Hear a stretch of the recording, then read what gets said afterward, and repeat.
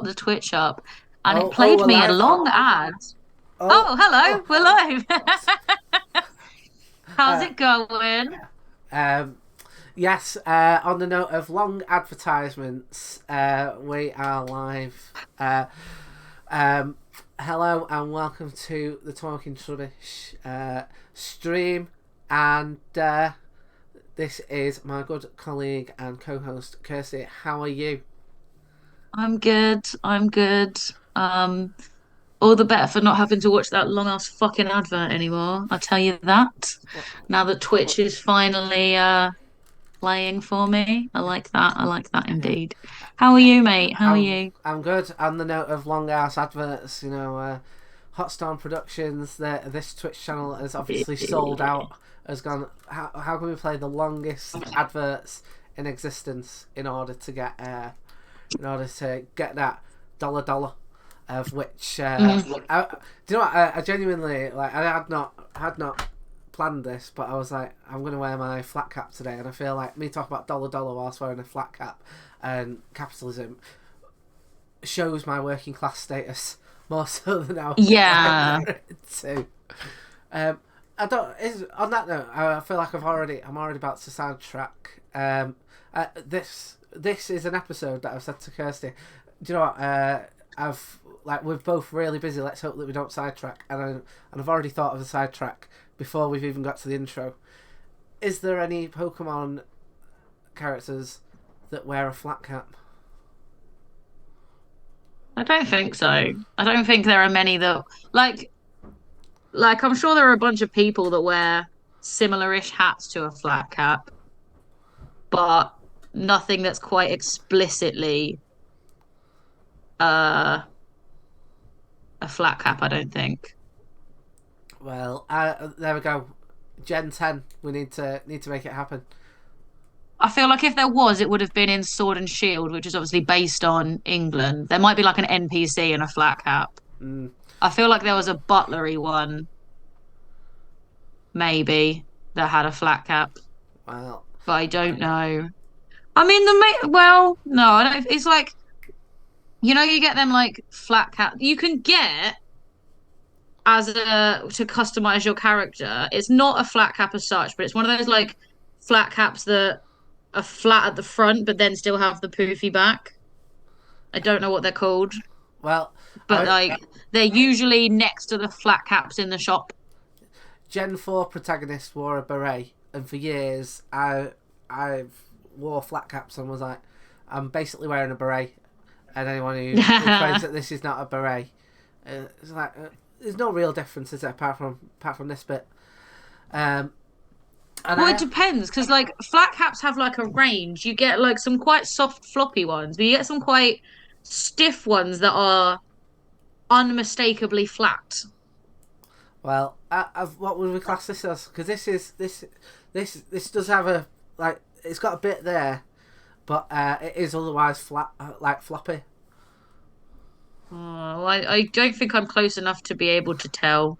Right, I I'll think I bring it. would need to feel it properly. Yeah, I agree with Johnny in the comments that hats aren't binary, and so they shouldn't be binary. Um, Hat types are a social construct. It's just a thing that goes on your head and that makes it a hat. Be quiet. Like hat is an umbrella term and they overlap. um, but yes, because of how busy we've been, I said to Kirsty just before we started, I was like, if like I feel like there's not going to be a massive amount about Sandshrew and Sandslash, so let's hope that this is one where we don't meander, and I feel like I've already gone back on that. Um, I feel like it was ambitious for us not to meander in the first place. yeah. Oh, and here, I mean, again, as a further question, so like, I mean, you're wearing a beanie, right? Mm-hmm. Right. Like, take that off your head, it becomes very flat. Why is that not a flat cap? Well, because the whole point is that the flat cap goes like flat in a line. Is it? This doesn't go flat in a line. This clings to your head. It's supposed to go flat in a line. Like Yeah, I suppose like so. a snapback cap goes down and then forward, but a flat cap just goes flat from like the back to the front. I thought that was like the clue was in the name No, no, because it goes flat. no. Because Like this is a flat cap, but I don't feel like it is flat.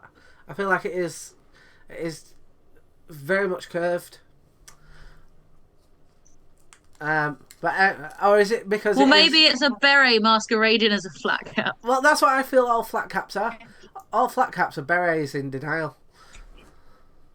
I feel like you've not experienced a proper flat cap. You've not had one of the firm ones Well, there we go. If we ever get that retain their shape. if we ever get a Patreon, that can be one of the that can be one of the things that we stick in there. But buy a flat cap. We have a Patreon. We just don't plug it ever. Well, let's whack let's stick the link tree in the comments. I'll do that now.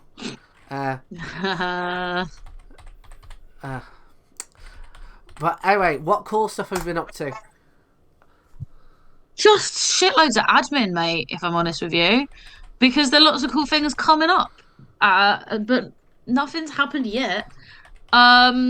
So in reverse order, I guess, we have January Blizzard. Tickets are live now. We've got the excellent Sean Davis headlining. That's Love going to be her. fun. Ace. We've got the Blizzard Comedy Broadcast Avalanche New Year show, which you and I will both be appearing on. Indeed. As well as a bunch of other cool people. Same team. Yeah, me and you are on the same team. Oh. Have you not seen?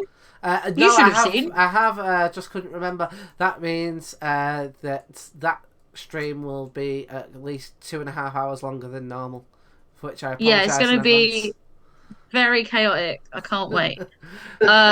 We've got the regular Broadcast Avalanche coming up on Monday 18th, so that's like a week and a half away. And next week, my band's first single is coming out much sooner than I thought, as recently as yesterday afternoon. But it's happening, and there's nothing I can do to stop it. So, keep an eye on that. I'll put the link tree for the band link tree in the chat. So you can have a look at that if you want to listen to, I was going to say like 10-minute murder ballads, but the first one is actually only 5 minutes. And the rest are closer to 10. But that's going to be out next week at some point. Yeah. Well, I very much look forward to your EP's release. I shall be there when it is. Will you? Well, I will be listening. I will be listening. Oh, I was going to say, because we've got a gig in February, but it's a bit of a weird one because it says it's like Maryland Metal Festival. Yeah. But like it's just like there's only 4 bands on. Like that's not a festival. That's just a gig. Like that's a normal number of bands to be on a bill. Like I when they were like festival, I was like, it's going to be an all-dayer. Yeah. We're going to be on at like lunchtime, and that is not the case. It is in fact starting at like 7, which is just that's not a festival. That's a normal gig. I don't know why they're calling it a festival because they've got a Friday and a Saturday gig. Mm. But I guess if they put it in one day, they couldn't charge as much for tickets. I don't know. I'm learning about it as we go. I was not a part of the negotiations in any point. Well, but yeah, that's the things I've got coming up. And do you know what date that is? Saturday, 10th of February. Saturday the 10th. Oh, I want to say that clashes with when I'm in Leicester, but otherwise, that's quite all right, mate. But I've got the next lot of Comedy Lab coming up next month, so that should be good. We have sold out a whole bunch of those, and the latest one has been on sale for like 2 days, maybe 3, and yeah, I think this is the 3rd day, and we have currently sold 2, and 3 are in reserve. So we're like nearly, assuming that those 2 go through, we're nearly halfway through the sales. So if you want to get on that, you need to get on that pretty sharp. That is very exciting stuff. Very, Yeah. very exciting stuff. So I'm gonna stick that in the comments in a second. And the Comedy Lab website has gone live too, which is pretty cool. Which is www.comedylab.co.uk. Nice. Yeah. So what else? And I'm in just so many gigs and shows coming up. But like they're all like plays, so I don't feel like I can particularly plug them. But I've got You can. oh well, I've got the improvised pantomime. Nice. Yeah, I've got that should be good. That's where you come along and the audience decides the theme of the pantomime, and then we like improvise a pantomime around the theme. So like how Widow Twanky is like set in like a laundromat, and like Dick Whittington is like set on the road to London. Like you give us the theme of the pantomime, and we like take the beats of the pantomime and apply them to whatever the audience suggestion is. So That's cool. Yeah, so they're pretty cool. And the audience also pick which characters we play, so we don't know who we're going to be playing. Ah. Yeah. So the audience will decide whether or not you want to be whether or not they want me to be the villain or the principal boy or the principal girl or the like the dame character, or who's the other one that you can play as well? Like the buttons type character. And again, all those characters are like set to the theme once the theme has been set. So we did one the other day, and it was like set in like a soap factory. So I became like the buttons type character, where I was playing like Foamy, and he was like, and you've got like makeup, like songs and raps and stories and stuff based on the theme. So I was like Foamy, he was looking for his homies and all that kind of stuff.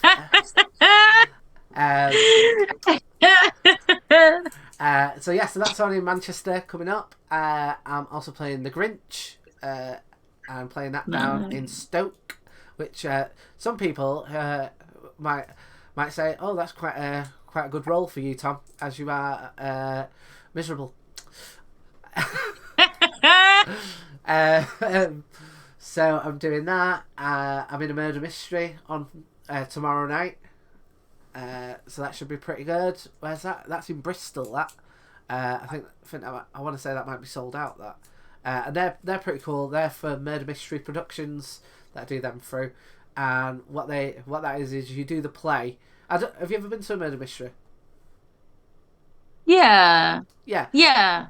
Yes. Well, I don't know what the format was like at the one that you went to, but these ones are like you do a couple of scenes from the play, and then you get like interviewed by the tables, like as if you're in like police custody, and they're all the detectives trying to like work out the case. Ooh. Yeah, so they're pretty cool. Playing a guy called Kevin, who's basically what's the word I'm looking for? I enter having just gone right. The Christmas turkey's ready, and the implication is that I've literally just killed a turkey, like just off stage before I came on. So he's a bit I'm trying to think of the right word, but he's like a bit what's the word I'm looking for? Like a bit on the edge. Okay. At all times. I can't say if he did it or not. But I doubt that. Will that ruin the twist for anyone's watching? Anyone in Bristol who is watching is going to be there. You know, I don't want you to be coming along and going, I watched Talking Trubbish the other night. I know it was you. Yeah. So I've got that, and and I'm doing Christmas Carol on the 15th of December. So that's very, very busy. Yeah. So that is the Ha Ha Horror Show presents Christmas Carol. Oh yeah. And what that is, so anyone who's seen the Ha Ha Horror Show know that it's the concept of it is that it's like the return of this death-defying magician who's got like all these tricks and all this kind of stuff, that all these kind of death-defying illusions, and then he like dies just before the show begins, and I have to take over.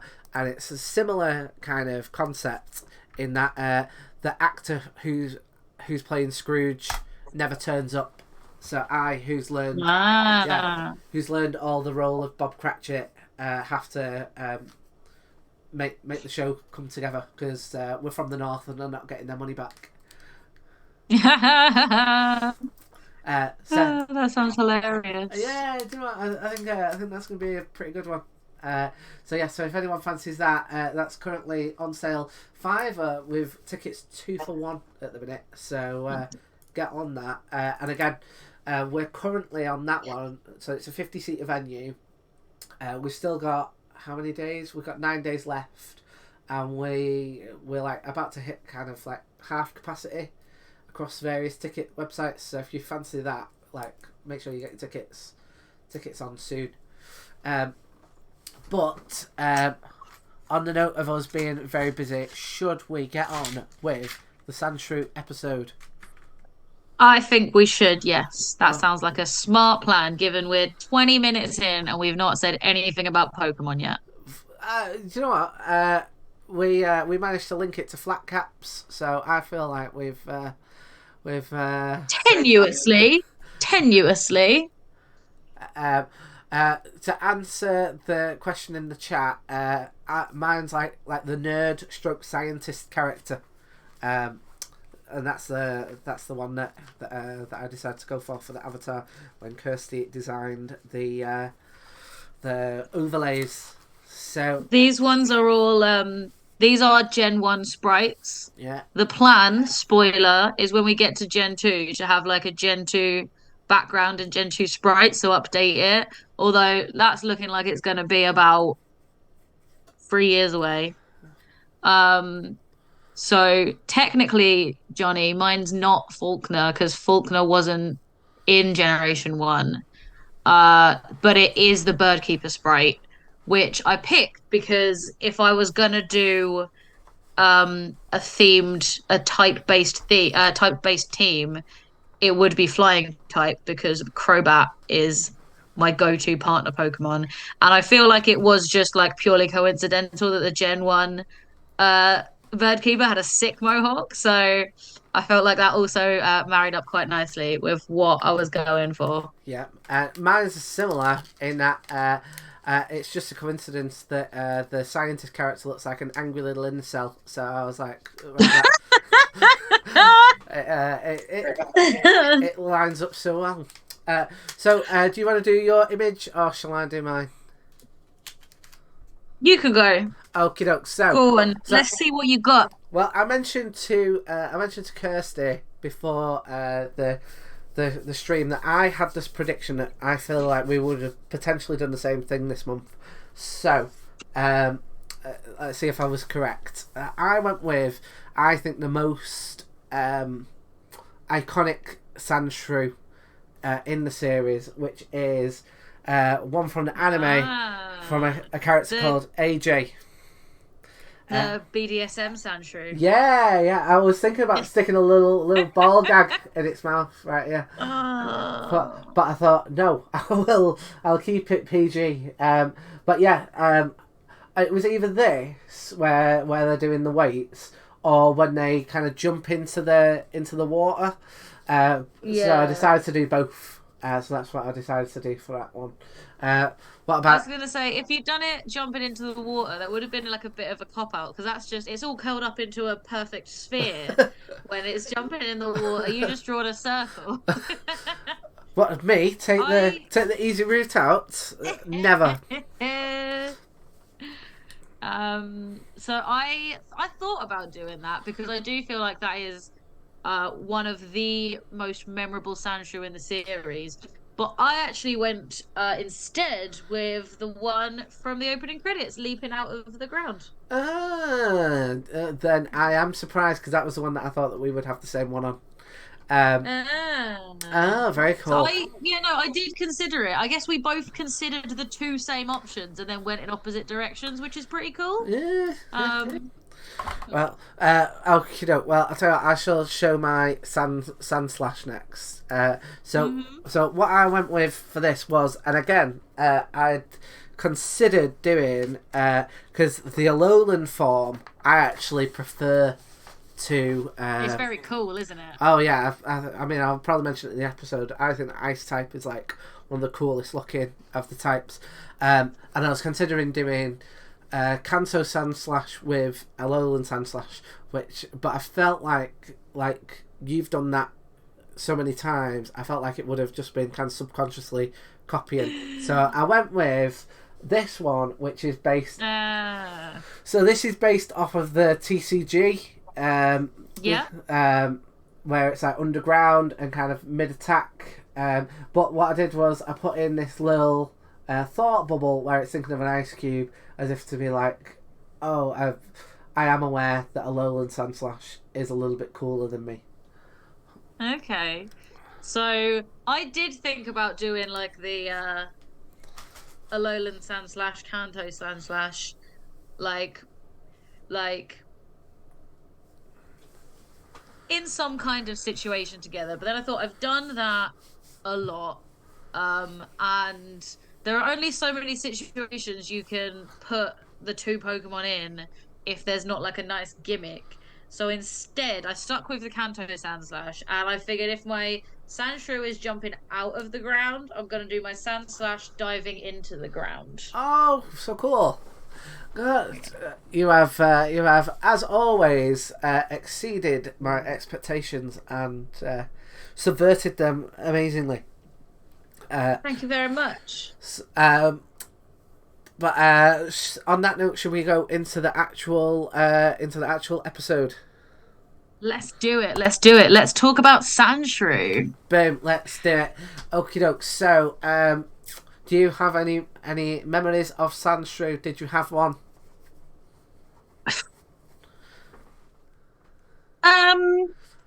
Like I feel this is gonna be another one where like I definitely had one. I definitely caught one to complete my Pokédex every single time I played, but I never had one on my team.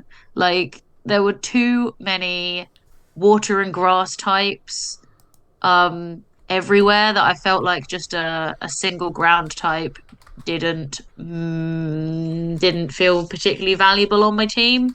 And if I did want one, there were other better options that were more powerful.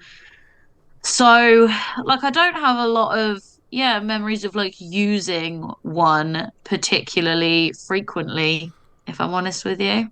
Yeah. Well, Like, I yeah. will have also had one, and I think that the problem that I want to say that I had with Sans Shrew is that I want to say, I want to say you either pick up in Mount Moon or not too long after Mount Moon, depending on which version you've got.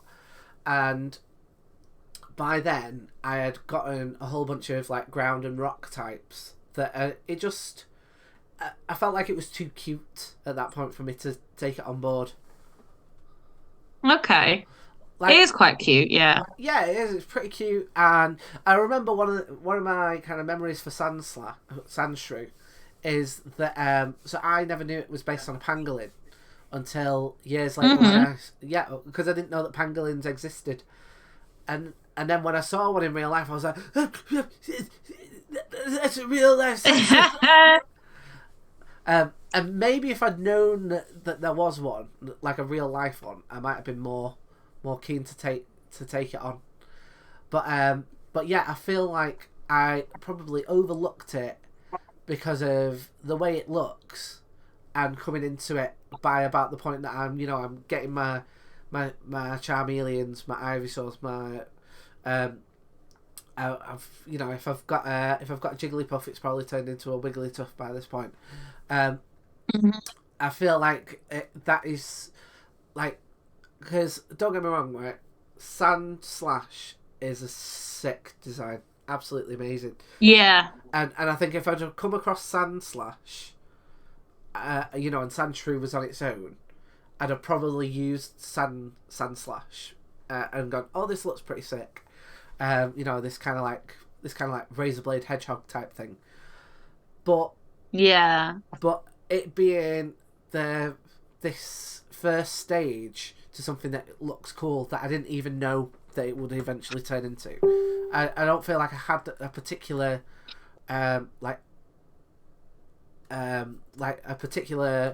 want or desire to start using it at that point, because it kind of got lost in the shuffle of your Geodudes, of your.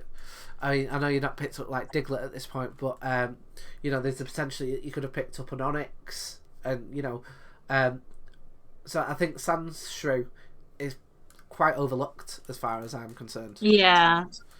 Like Johnny's made a good point in the chat. It's also got a fairly kind of average moveset. Like it's quite unoriginal, is what Johnny said. And like I don't really think there are many, like it doesn't have like a signature move that other Pokemon can't learn that also have like more going for them. And it doesn't get a lot of it doesn't get a lot of great moves until later on. Like it doesn't learn Dig until level 33, and it's like by that point you've probably got a Diglett because it's right there at basically the same point. Yeah. Yeah. And I think the other thing that's going against it is I feel like the most iconic Sandshrew in the anime, it's only in it for one episode. Yeah. And also, I also feel like it misled me a little bit. Like it's one of those episodes that misled me with what you can actually do with your Pokemon. Because where AJ's going, oh, I'm training my Sandshrew to be resilient to water by teaching it to swim. I couldn't do that. My Sandshrew was just weak to water the whole time. And I'm like, where is like my way of like boosting its defense against the things that are super effective against it? Yeah. And like if anything, that Sandshrew betrayed me and my expectations. Yeah. I mean, I'm not a person who does Eevee and Ivy training. Yeah, me neither. But I believe there is a way of doing that, isn't there, where you can like battle certain Pokemon in order to boost its kind stats. of. I don't think it works quite the way that like it defeating certain Pokemon boosts certain stats, but it doesn't give you that like now I have a boost against things that normally have an advantage over me in the same way that like the show could do. Yeah. Which I get. You can't tailor every single thing in the show into a game, especially in Gen 1.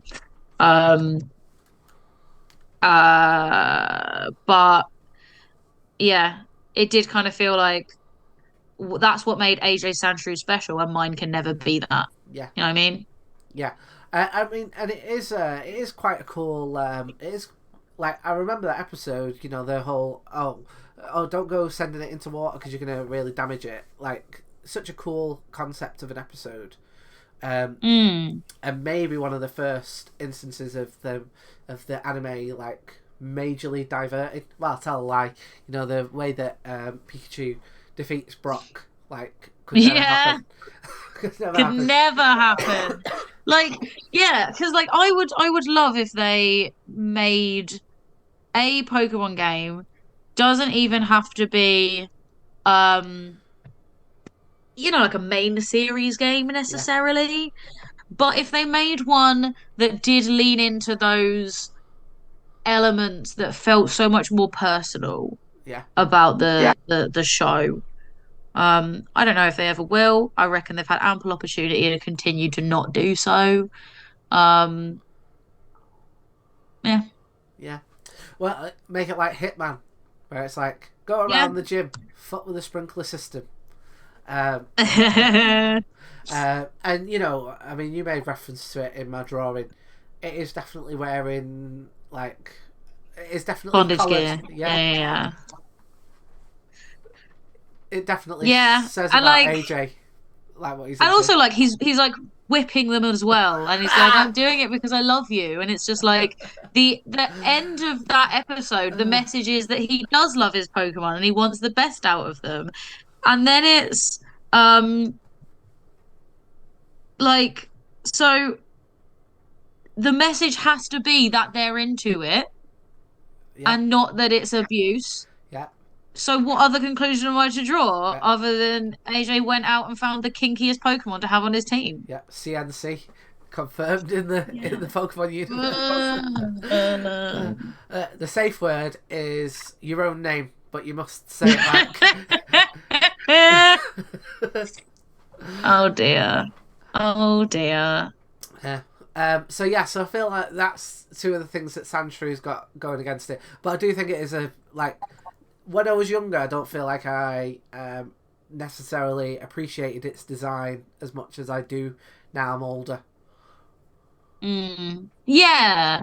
Because like when you're a kid, you're just like, all right, it's just another little yellow ball. I already have a Pikachu. Fuck off. Yeah, Like as an adult, you've got, or not even as an adult, but even as a more mature child, to be honest, you know what a pangolin is, and you're like, that's a pretty cool kind of like parallel with the real world. And then they've given it some like, you know, magic Pokemon powers. Um, so that's a cooler um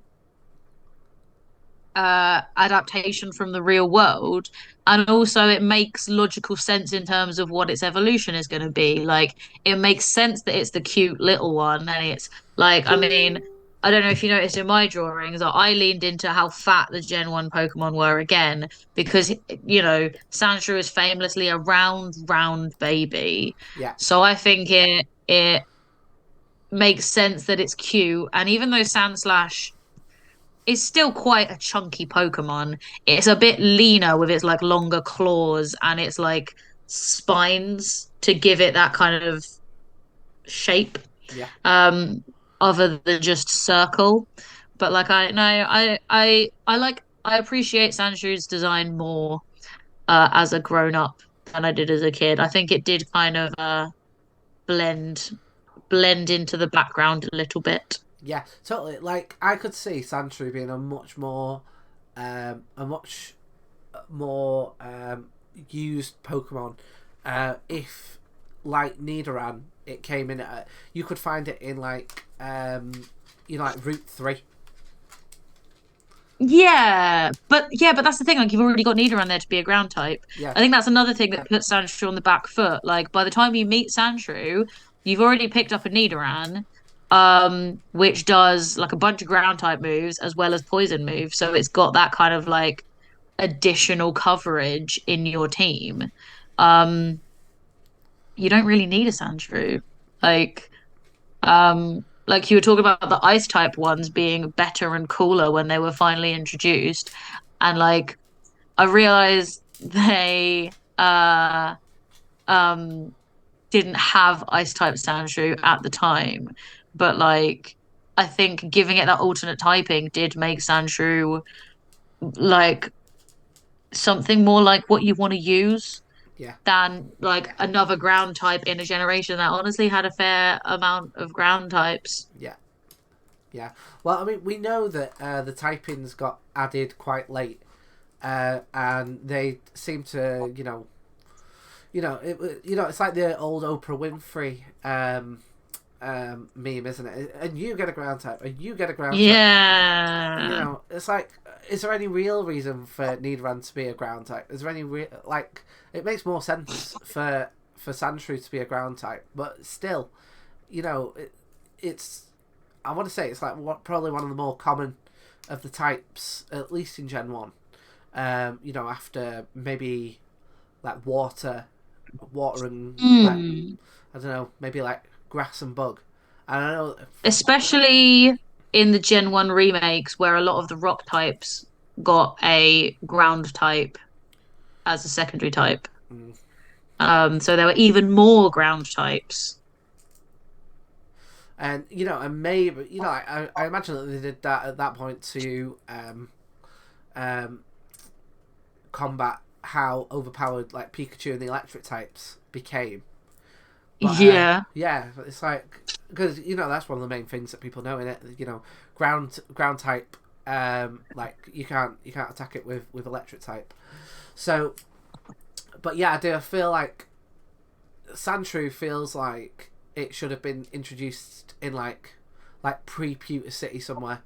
I think bringing it in after Pewter City, it's like who's going to be using it really unless you really like the design. Yeah. So I think you are 100% correct on that one. yeah. So should we have a look at the Pokédex entries? Yeah, let's do that. Yeah, let's do it. I think this might be the quickest we've ever got onto the Pokédex entries. Well, what can I say? This is that says more about Sandshrew than it does about us. Uh, there it is. And Johnny makes a decent point in the chat about there's not much like utility for ground types after Brock. That's true. Yeah, that is very true. You're gonna get affected by Misty. You're gonna get affected by Erica. I don't know. I definitely made use of Diglett Tunnel being right there next to Lieutenant Surge. 100%. Like if I didn't have anything else going, I'd just go in there, level up a dog trio, and that's very handy. Yeah. But then, like I said, again, like you don't necessarily need to have trained a Sandshrew, because Sandshrew actually only learns 4 ground type moves its entire life by leveling up, and one of them is Sand Attack, which is pointless. I mean, it's not, but it's a very common move. You get Bulldoze at level 18, Dig at level 33, and Earthquake at level 45. And if you're going for ground type moves, I think by Lieutenant Surge, it might be level 33 if you've really been grinding it, but I don't think it will be. And like, what is the point? And like, Bulldoze is okay, but like, Dig is the more powerful move. And you can just go and get a Diglett that definitely has Dig. Yeah. Like it makes it redundant because of the other options you have where you're likely to need it. Yeah. Oh, I have had one thought of a Sandshrew, possibly a Sandshrew that I've probably used way more in my Pokemon playing career, which is there is a mini game on Pokemon Stadium in which you play as a Sandshrew. Okay, that's cool. Yeah, it was my favourite of the mini games. It's where you press L and R, and L is like the left hand, R is the right hand, and you got to press them alternatively. If you press them at the same time, you like drop your momentum, and it's the first one to dig a hole until you hit water, and that's and I suppose so. What happens at the end is once you hit water, like a geyser comes up, and your Sandshrew starts riding the geyser, which I suppose not entirely sure could be a reference to the anime. Okay, that's cute. Yeah. So that's probably a Sandshrew that I have used far more, and it is by way and large one of the best stadium mini games. Because some of the stadium mini games are amazing, and some of them it's like I'm just tapping A. I mean, I feel like I think you can say that for a lot of like early games, but any console, any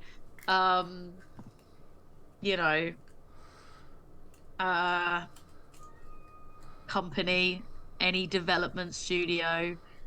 Like, there's gonna be a bunch that are, bit button mashy. Yeah, very true. I tell you what, right? Again, on the note of button mashing,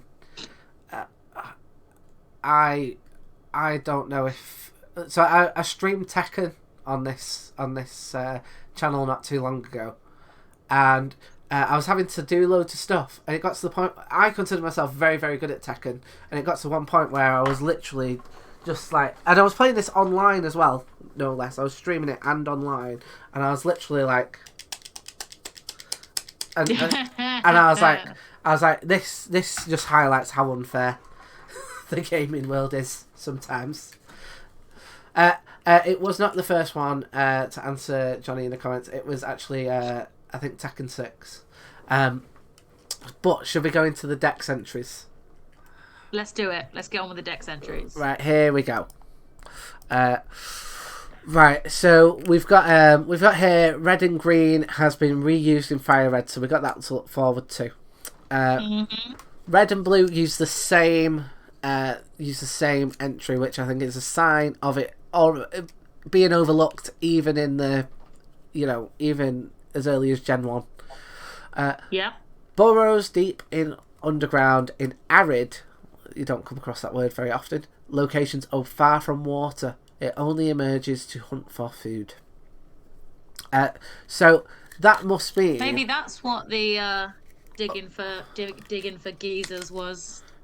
What hunting for food? The geezer is the food. Digging for water. If you know what I'm saying, I'm being disgusting there. You are.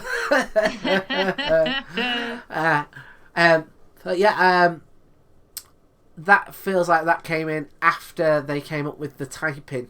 I'd be interested to see if they have a similar one for Gen 3 that mentions the water thing. Like, are pangolins known for not drinking much water? I do not know. Well, in yellow, we've got its body is dry. Right, that implies that they're touching him. You can see that from a distance. When it gets cold at night, its hide is said to become coated with a fine dew. I love how they've added its hide is said, so that it sounds like they're not touching the Sandshrew in their sleep. Like, who's saying this? You're the Pokemon professor. You're the one who's supposed to be studying this and finding it out. Like, don't report rumors. Like, give me some fucking facts. Yeah. What kind of scientist are you? Yeah, agreed. Well, let's see if Stadium Professor is going to be being a nice little Pokemon professor, as he is wont to do. When hunting, it hides at the lip of its burrow. If prey comes close, it lunges out and drags it in the prey instantly. That's pretty cool. It reminds me of... have you ever seen those spiders? Yeah, I was thinking the exact same thing. And they look like they're a rock, and they bury themselves under the sand until there's octopi that do it as well. Yeah. And then when something comes past, then they go bah. Yeah. Well, I mean, they are part of the reason why I could never live anywhere that is actually nice weather-wise, because I just think I'd be on too high anxiety that any rock could have absolute hell on earth underneath it. And now it turns out it's not just a trapdoor spider, it could be a Sandshrew. Yeah. And then we got Gen 2. If it fell from a great... Right, well, now it already sounds like they're pushing him off great heights. It does, doesn't it? Yeah. If it fell from a great height... Again, if... How did it... What do you mean, if... why? Are you theorizing, or have you done an experiment? Yeah. Why is... Gold Professor? Make up your mind. What are you doing here? Why is that... Can it roll into a ball and bounce? Or are you pretending you're just theorizing because you don't want to admit that you knocked a Sandshrew off the top of a building? Yeah. And saw it roll into a ball and bounce and run away, and that's why you don't have a fucking Sandshrew anymore. Why has that Sandshrew got a bandage on its head? Oh, I have no clue. According to this, it says that if they fall from a great height, it could... Oh, and it only says it could save itself. That doesn't necessarily... It could, yeah. This is what I'm saying. Why could? That's not appropriate for a person of science to be saying.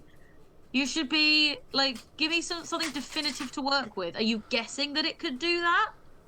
because it might fall off the roof and crack open like a metapod. We don't know until you tell us, Gold Professor.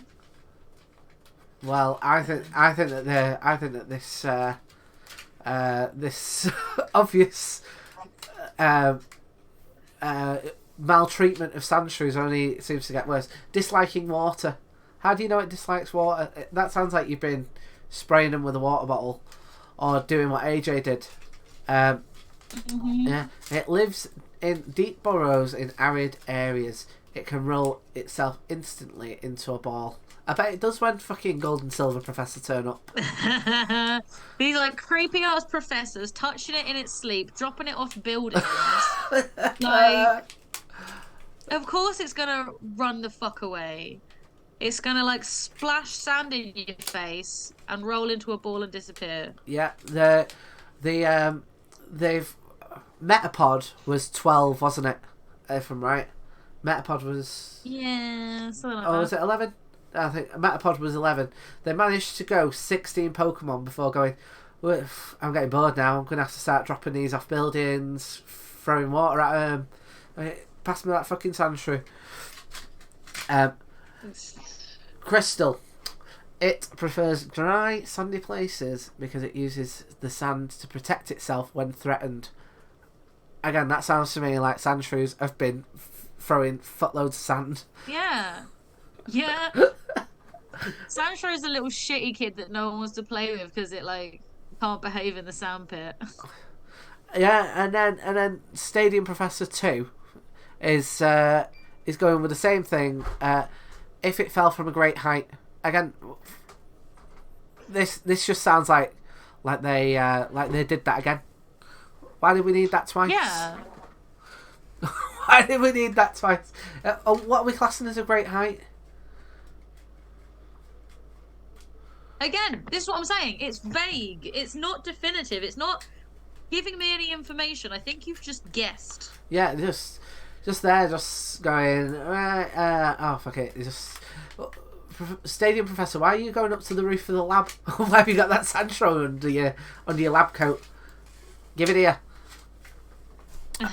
Okay. We got Gen 3 Professor, who we already know is a bit of a wrong un. So let's see what he's going to be up to.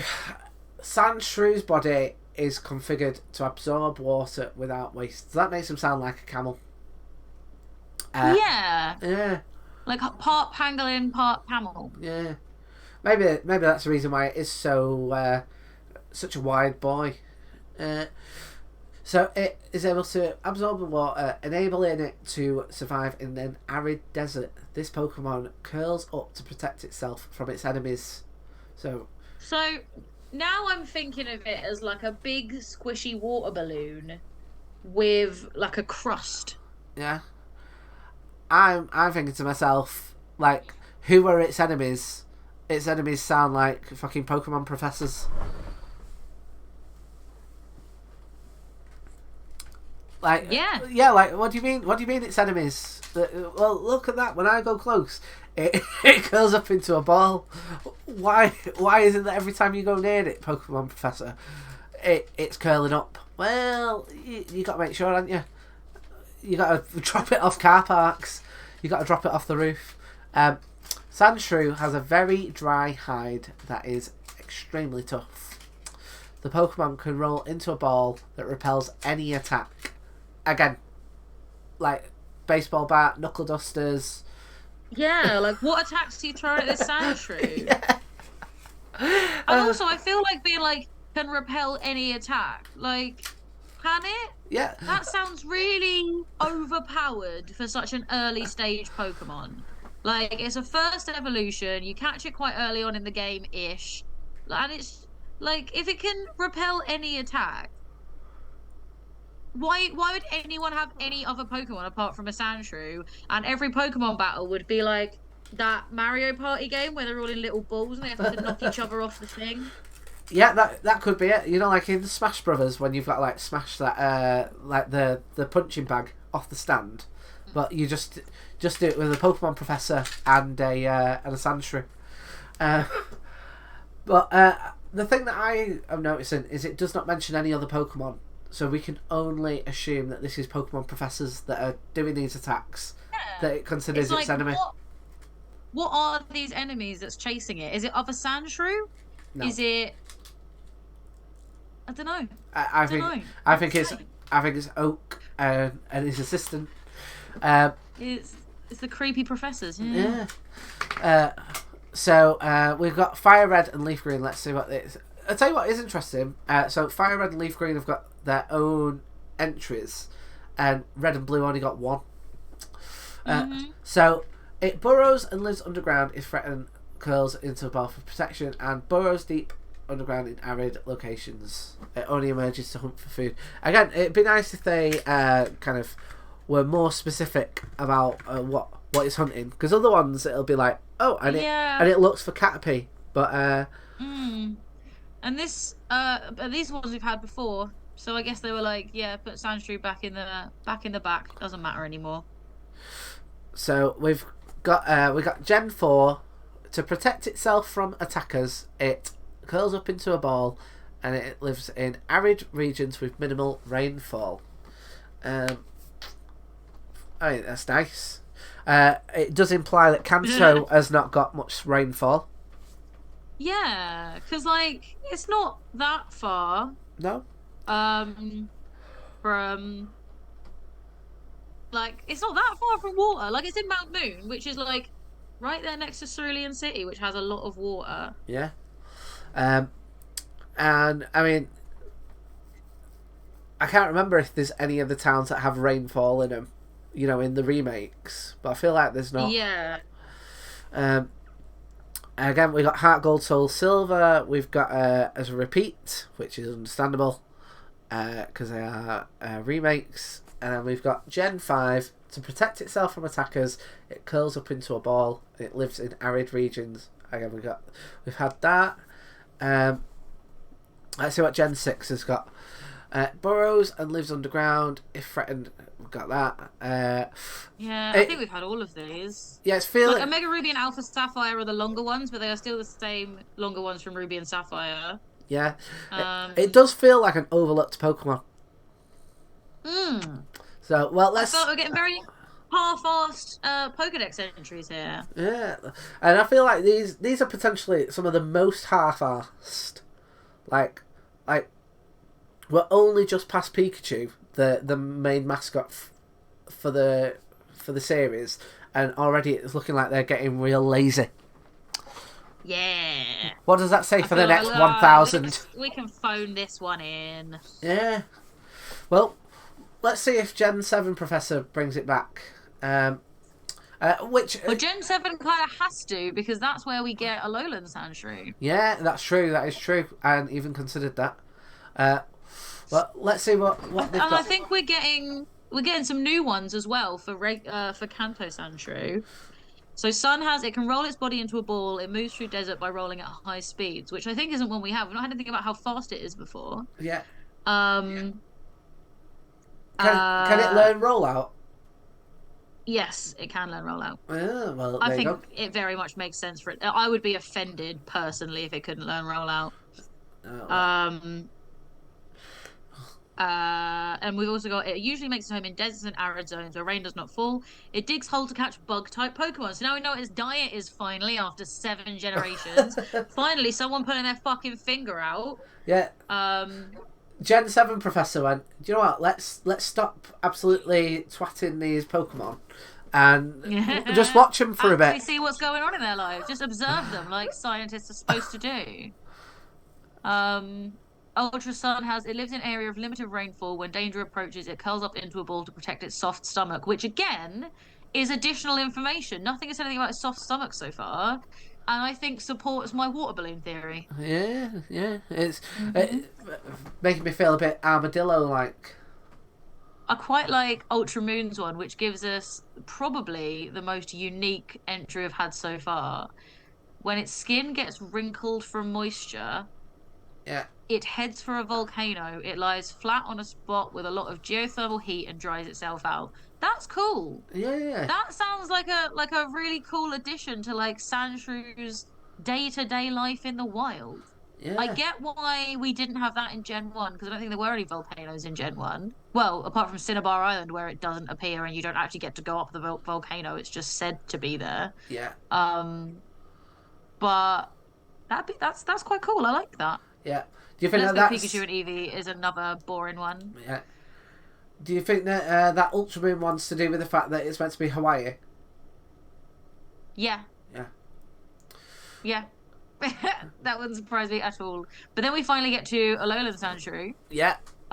It lives on snowy mountains. Its steel shell is very hard, so much so that it can't roll its body up into a ball. So that's very different. Ah. That's the opposite of regular Sandshrew. That's it's I guess stiff and it can't get fully spherical. So Um, is Alolan Sandshrew part Steel type? yeah, Oh, I did not know. it's I just the thought it only was ice. no, Alolan Sandshrew and Sandslash are the only ice steel types in the game. What? Full stop. Yep. Wow, I never knew that. 'Cause we've said this before. There are only four flying types in the whole game Oh, honestly, because you all wouldn't of the other flying types are like dual type. you would not think that they were that rare. Do you know what I mean? You Like know that's going to be some like nerdy quiz. How many single flying type Pokemon are there out of all of the many thousands? And everyone's going to go like, "Oh, well, everywhere's got like, the Pidgey of the generation. So there's three per generation." And it turns out there's four in total because well, everything else is dual type.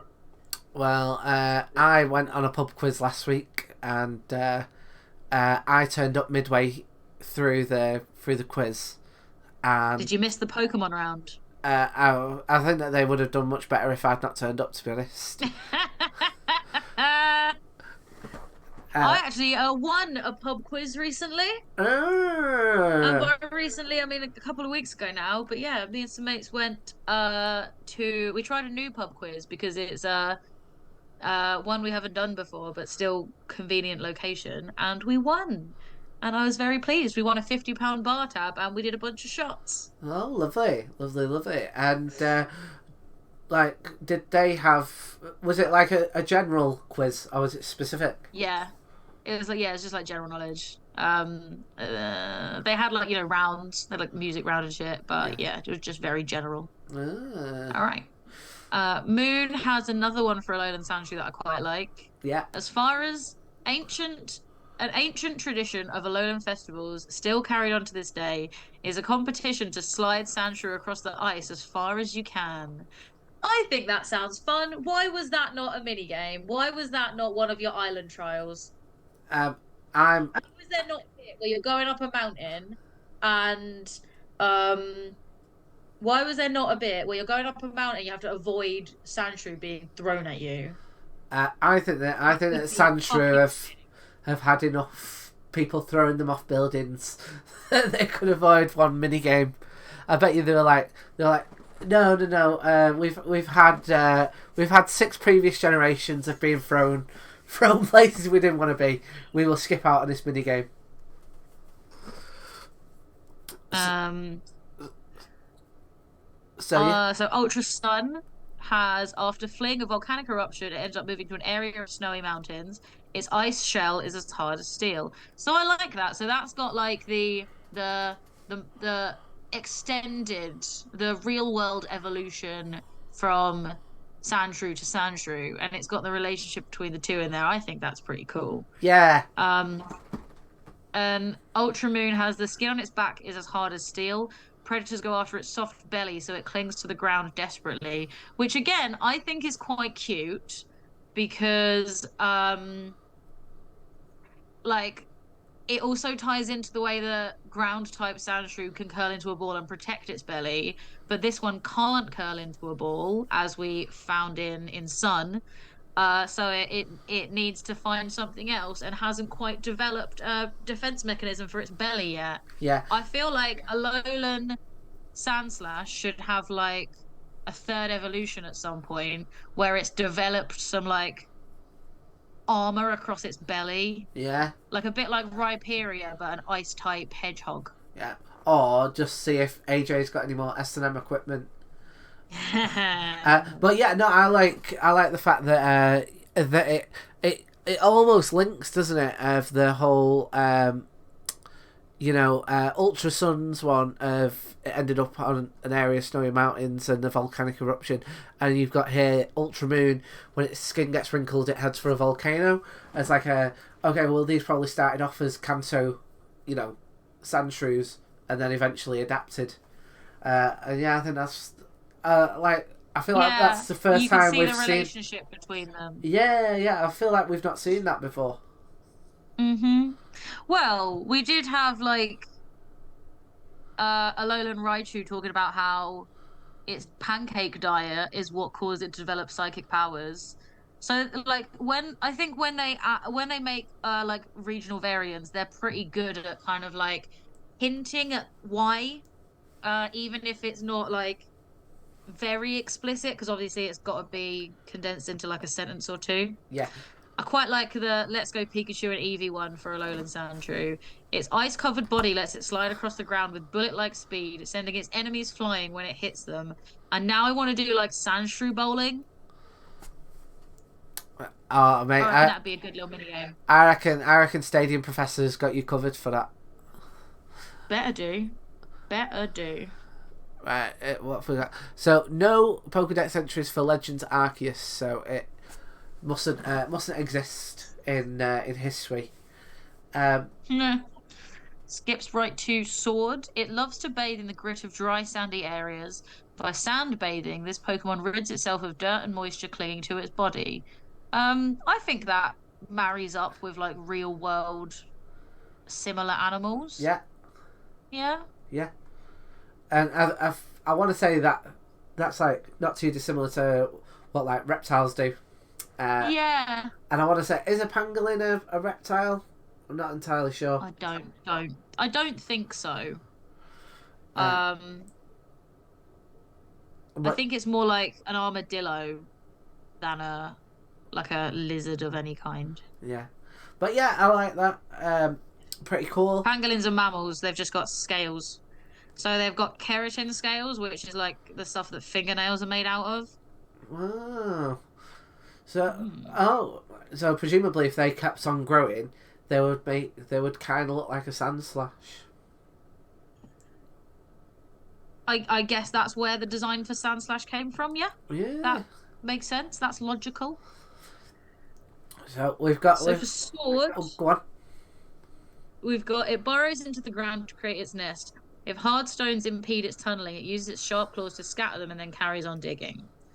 That feels like um it should be a mini game where you can find like stones and things, Yeah.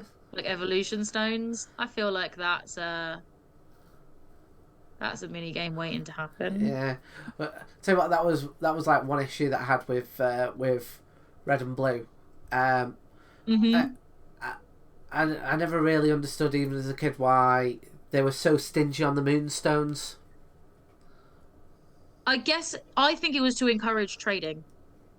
It was like that you cannot possibly get all of these Pokemon without trading with someone because it was marketed as like this is not a game that you play in isolation. This is one you do with your mates. This is a social thing. We're moving away from like the reputation video games are getting as being something you do on your own and don't have a Mm, life. This is something you have to have friends to do. yeah, Like that was something that Pokemon leaned into really yeah, heavily.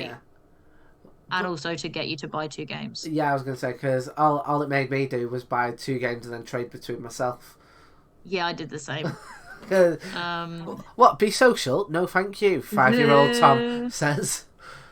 Um, So next up we got Brilliant Diamond Shining Pearl, which we've already seen. Alolan Sandshrew in Sword and Shield. Life on Mount. I think is that a spell? I was gonna say is that a spelling error, but no, I've read it all. Life on mountains covered with deep snow has granted this Pokemon because I thought it was gonna be like living on mountains. Life on mountains covered with deep snow has granted this Pokemon a body of ice that's as hard as steel. I mean, it's nice that they've like justified it, but it feels a bit punny. I'm not that keen on puns. Yeah. Do better, sword. Shield. It lives in snowy mountains on southern islands. So is that presumably for the DLC? I don't know. Maybe. Because isn't It's been there... a while since I played it. Yeah, isn't there... If I'm right, the DLC is like an island, isn't it? That's to the south, maybe. Oh, yeah, quite possibly. Yeah. Because the island is meant to be the UK. That's like, common knowledge in it. But like, but they like flipped it, if I'm right. So like, what you would consider to be like the more Scottish areas is near the bottom at the south. Yeah, and the more British kind of Londony areas is more towards the top. It lives in snowy mountains on southern islands. When a blizzard rolls in, this Pokemon hunkers down in the snow to avoid getting blown away, which I think sounds very cute, and I would like to see. It is very cute. And a lowland Sandshrew, like, going past, like, the film Twister. Like, they're hunkering down to avoid getting blown away, and then you get a bunch of, like, Alolan people coming and picking them up and, like, skipping them across the ice. Like, excuse me, I'm trying to not go flying, thank you very much. Yeah, they just can't get a break, these Sandshrews, can they? No, they can't. We've got next up Generation 9. It digs deep burrows, live in. When in danger, it rolls up its body to withstand attacks, no matter how high a place it falls from. This Pokemon. So does that mean that you can't get a lowland Sandshrew in Paldea? I guess. Yeah. So Scarlet, I think, is pretty basic here. This is but it's stop dick swinging. It's not saying to withstand any attack. It just says to withstand attacks. I think that's a lot more reasonable. Yeah. And I'm okay with it being a bit basic. Violet, again, has information we already know. Yeah. But it is at least definitive. It's not saying it might be able to bounce. It's saying can save itself. Although Johnny has very accurately pointed out, pretty sure if you dropped it from space, it'd be dead. Well, I mean, Stadium Professor is willing to take you up on that bet, Johnny. I mean, I'm genuinely surprised that it's not just like you can turn it into a ball. You can use it for a five-a-side football match. You can use it in a basket. They've been well mean to Sandshrew. If you tried to kick its outer crust, then you probably couldn't get a great football out of it. Although apparently it's quite bouncy, so who knows? Yeah. Maybe you'll have to encourage a next generation professor to kick it around and see what happens. Well, let's see what Gen 10 professors got for us in the near future. Right. Well, should we have a look at the Smogon? Let's do it. Alright, so here we go. This is the Smogon ratings. So, I'm not expecting for this to be very good, in all honesty. Yeah, no, me neither. Like, it's the first evolution, and even Sandslash, I can't imagine is going to have the best stats in the world. No. So, it's just ground type, which again, I think goes against it. Like, I'd have guessed it would have rock with it as well, but yeah, just ground type. It's in the little cup. Decent defense, which is within canon and Makes everything sense we know. Yeah, from what we've learned. Yeah. Goes with Sandvale, Sandrush, and with its new Alolan form, the original Sandshrew has been greatly overshadowed, even more than it already was. So even the metagame is like looking at it being overlooked. However, Sandshrew can still use knockoff, has much better defensive taking, and largely outclassed by Drillbur. It also, in its role as a stealth rock and rapid spin user, although it has a higher defense stat and access to the previously mentioned knockoff. Furthermore, with the rise of Staryu, Sandshrew has become even more niche due to Staryu's ability to clear away Sandshrew's hazards and completely force it out with the threat of a scald. So, does a lowland Sandshrew have its own? Must have its own. If I remember correctly, Pikachu had like loads of its own forms. We didn't have to click off for Pikachu. So there's a lowland Sandshrew. Looks so cool. Looks so much better, doesn't it? I like the fact it's almost like it's wearing like a little hat, you know, because of the little thing at the front. Yeah. That could easily be a beanie. A lowland Sandshrew beanie. It could. Yeah. It could. There we go. Look at that. We should open an Etsy with all the Sandshrew beanies. They should. Yeah, they can have like the plates and little ears. Yeah. Like, you can have like, you know, it can be the new Catgirl thing. Yeah. Sandshrew beanies. I mean, I bet you could do loads. I bet you could do. I mean, I know the Pikachu beanie is already a thing, but like, I bet you could get a Charmander beanie. A Bulbasaur beanie with the ears as well. Yeah. A Squirtle I'm sure beanie. if you like look for Pokemon beanies, there are a lot around. But I feel like doing like a cute niche Pokemon like a Alolan Sandshrew, we wouldn't have so much competition as trying to do like a Pikachu one. Yeah. So there you go. If you want us to put that into production, get following our Patreon. Okie doke. So in the little cup, decent defense. I want to say higher defense. That is that higher defense? I think it is. Yeah. So normal Sandshrews only got a defense of 85, whereas Alolan Sandshrew 90. So it's looking like out of the two, not only with the typing but also stats wise, that's the one to go with. With its new form, ability and move pool, Sandshrew has almost single-handedly brought Hail into viability in the Little Cup, has become a decent threat for teams to prepare for. It also has a relatively good offensive typing, although a 4 times weakness to fighting and with a weakness to fire and ground can be detrimental under certain circumstances. Although best when functioning in Hail, it can also be used outside of it as a rapid spin user and relatively good attacker. Its attack and defense are also quite good. Additionally, not many Pokemon in Little Cup can defend against a +2 Alolan Sandshrew in Hail. Yeah. That makes sense. Yeah. I do think that yeah, it definitely makes sense for Sandshrew to be quite good competitively. Because of its high defense and given what it's going to be up against. And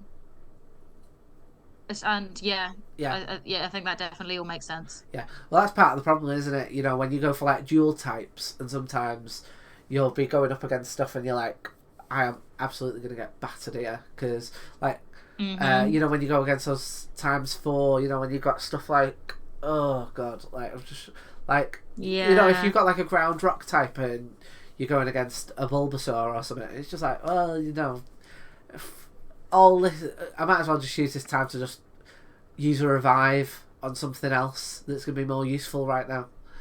Yeah. So yeah, so it would appear that out of the two, Alolan Sandshrew is the one to go with. Right, should we go into the break? Yeah, let's have a little break. I might run and grab myself a cup of tea because it's a little bit chilly. All right, you. And I shall see you momentarily. Fabulous. Well, I shall get plug-in stuff. So we had the competition to give away the plushes, which was won by Jonathan and Richard Moore. So if you are watching, let us know how you would like those delivering or dropping off, etc. And we thought, because you both won them, you can decide, you know, who gets which out of the Mimikyu and the Pikachu. I don't have you on Facebook. Feel free to add me on Facebook if you so wish, or get in touch with Kirsty. That is also fine. So we got that. Like I say, we've got got Comedy Lab coming up. The Christmas Carol coming up, which is on the 15th. I've just recently had the Brighton Fringe sorted out, so that's going to be at the end of May. Hopefully, I'll sort out some more little bits. I've been approached by someone to run a comedy night in Manchester, which may end up happening in the new year, which would be exciting. I'll kind of keep an eye out for that. And that'll hopefully be kind of like quite a cool kind of comedy. I'm going to go for like a comedy cabaret LGBT drag type vibe for it, because I think it's nice to have comedy, but I don't know, as I'm spending more and more time in comedy and the more and more time in like cabaret and the more alternative kind of scene, I just feel like there's like, it feels more fun, I think. The like your traditional comedy venue, I'm not convinced is as fun as it likes to think it is. Obviously, places like Blizzard, XS as an exception, but again, I feel like they kind of tick that kind of slightly less. Mate, you're not wrong, Johnny. Honestly, it's like I've been on so many like cabaret and like drag nights now, and I just feel like there's just this kind of wholesome, fun energy to them that is just missing from comedy clubs, and it's like, comedy is the one that's marketed as the one that's like, oh, come here, you're going to enjoy yourself. And Kirsty, I don't know how much of that you caught. I think I caught enough to get it, and I think you're right, because like there are things about like cabaret nights and like burlesque nights and things where it's like these people are here to entertain you, cheer them on and like whoop and holler, and like, even if they're not the sort of person you'd look at in the street and go, oh, I want to see them naked, at least appreciate like the performance of them getting naked in a like burlesque setting, for instance. Yeah. You don't have that with comedy. Like if your joke doesn't land, people are just mean. And like then you get like, your gong shows where it's like if they're shit, gong them off, like boo them off, get rid of them. Like you wouldn't do that with any other form of performance art. Yeah. Like if someone didn't do great at any other kind of like creative performance, you'd still like, good for trying, good for getting up there and giving it a go. Like comedy, you don't get that. Like if you don't find it funny, you'll like get people glaring at you or heckling you or all this other shit that's really quite rude. Yeah. So if this goes through and I end up running this night, I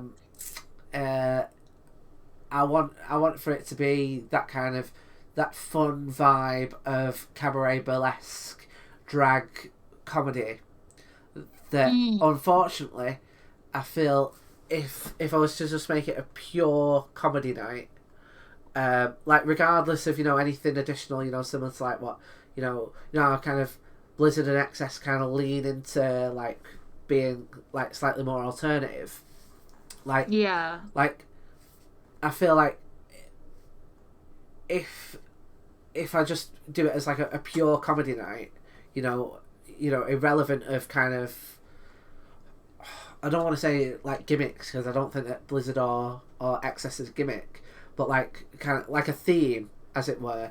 I feel like that fun will be lost.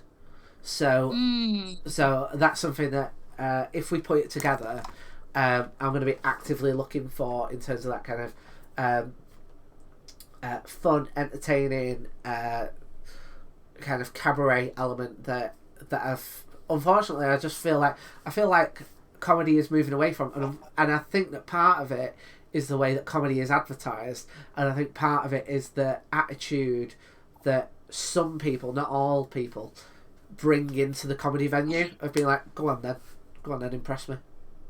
Yeah. Yeah. I get that.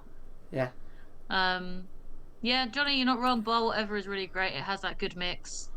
But I think it like Bar Whatever has that really good like network of alternative performers.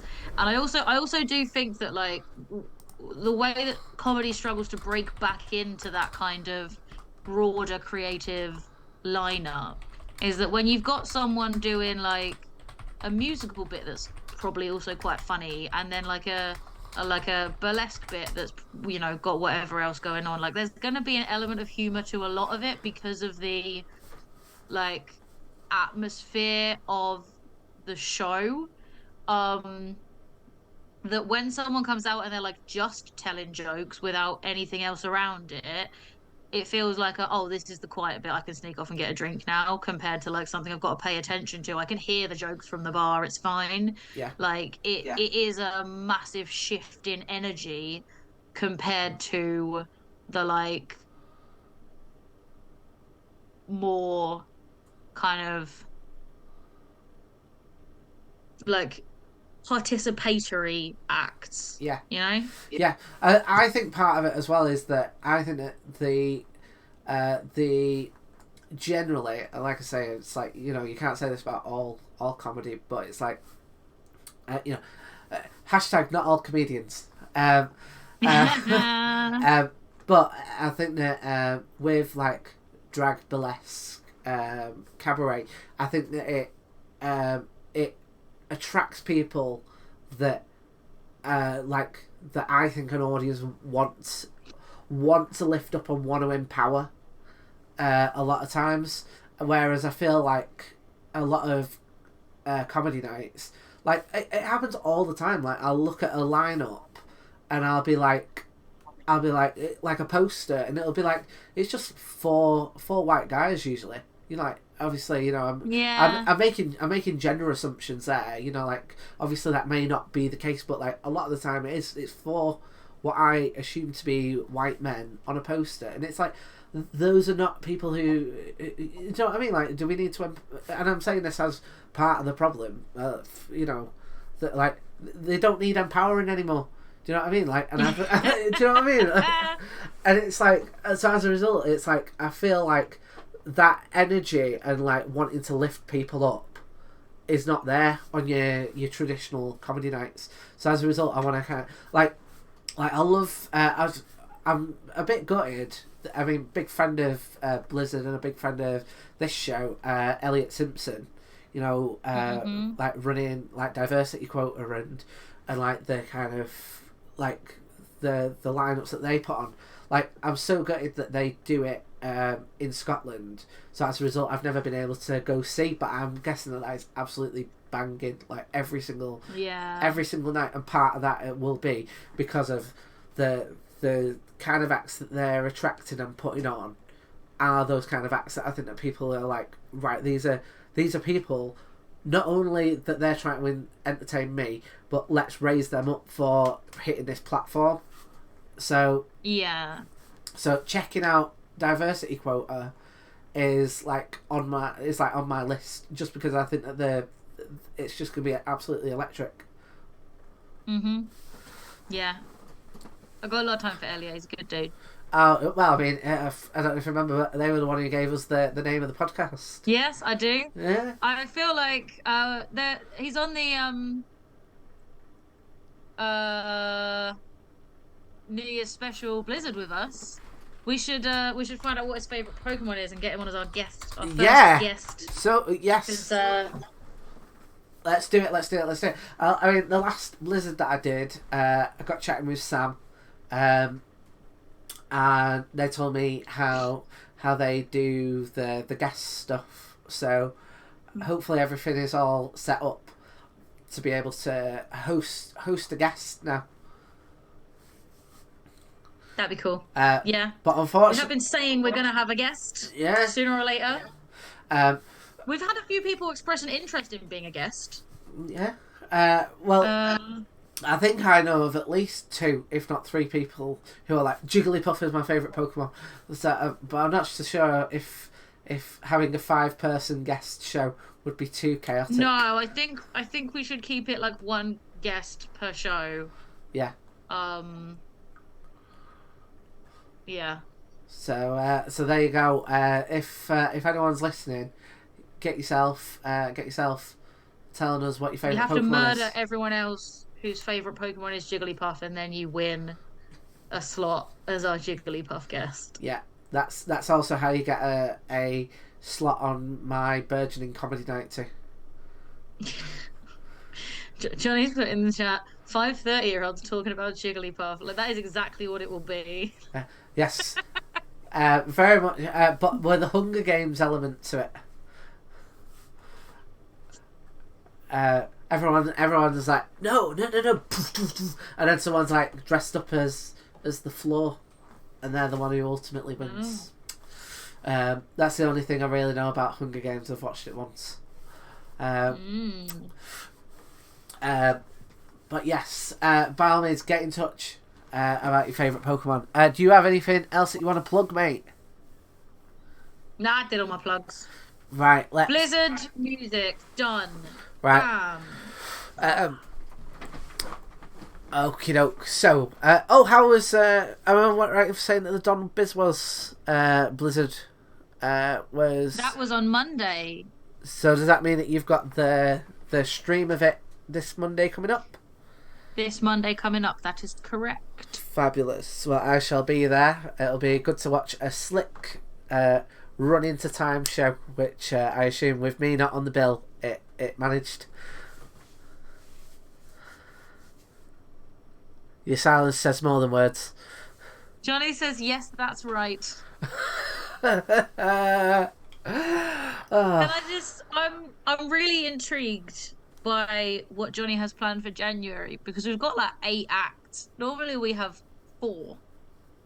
So I reckon that show is going to last about 3 days. Yeah. But should be a fun one. Well, that's how you get it to be a New Year's Eve show, in that it just keeps on going until we do the 10, 9, 8, 7, 6.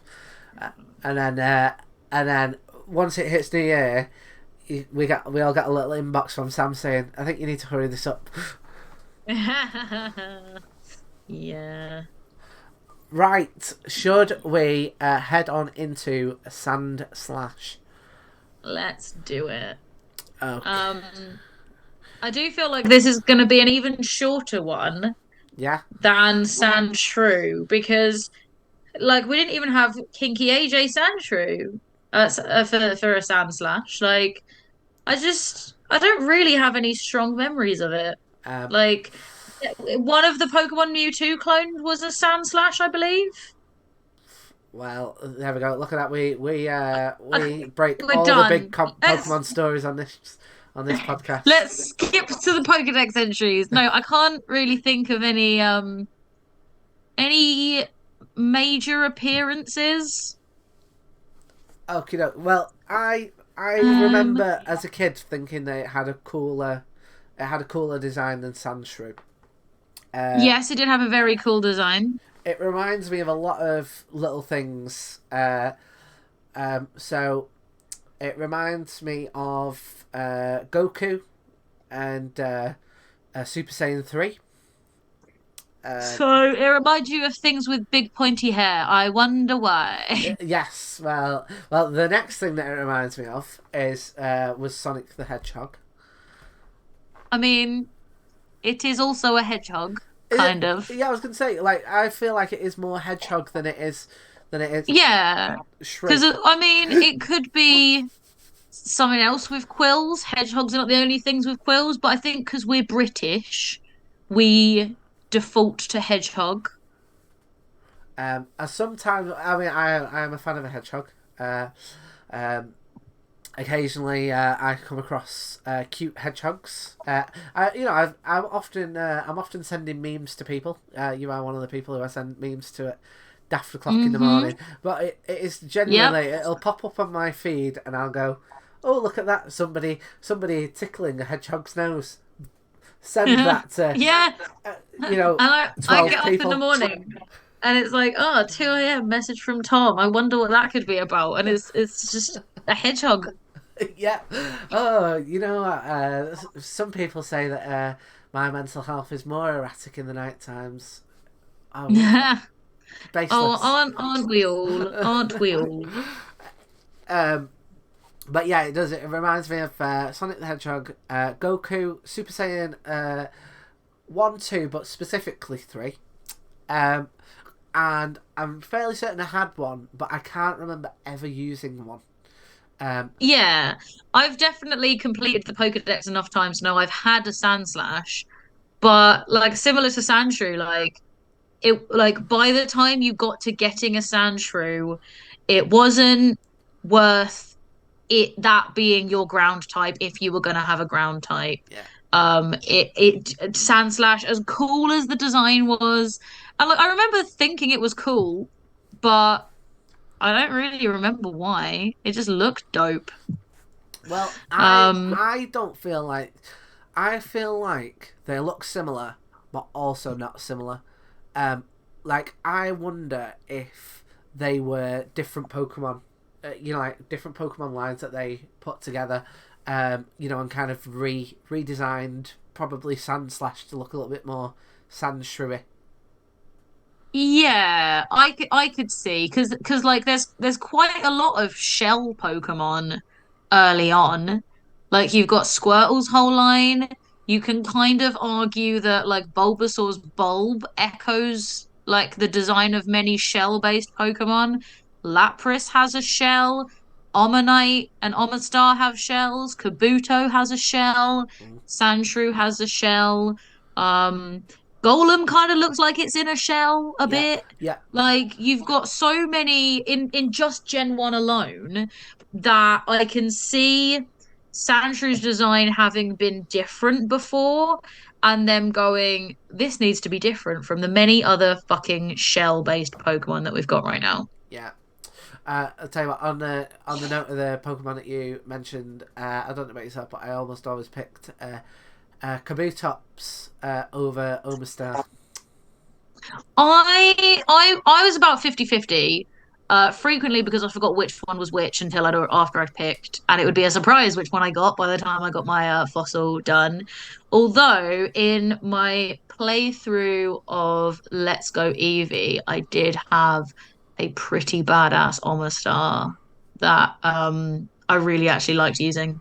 Yeah, I think Let's Go Eevee, I did actually really do a good job of using Pokemon that I didn't have much experience with because I think that was the first time I used Omastar properly, and it was also as I said before, the first time I probably had a Raichu on my team because I had my Alolan Raichu and he was a beast. yeah. Well, I mean, I remember learning a lot about Alolan Raichu through you, to the point where I'm like, oh, maybe I should give it a go. Um, for anyone who wishes to listen to that episode, are they up? Are they up online yet? No. Well, there we go. Well, we've got. I didn't know they were ready. We've got. No, I thought I sent you a message. Maybe I didn't. Oh, well, you know what? You forget these things. You forget these things. But yes, Mhm. we've got a bank of episodes, which is the way you should do a podcast, really. Hoard up the episodes. Yeah, and then put them out there and get people to be like, oh my god, binge, binge, binge. But yes, I did a similar thing where I tried to play with Pokemon that I don't normally play with, and unfortunately, Sandshrew has never been part of that memo so far. So next time you do a playthrough, you've got to try a Sandshrew. Well, I'll probably go Alolan, to be honest. But then you're playing on easy mode a little bit. Mate, I'm always playing on easy mode. Okay. Uh, I'm a cis white male in the patriarchy. Why stop now?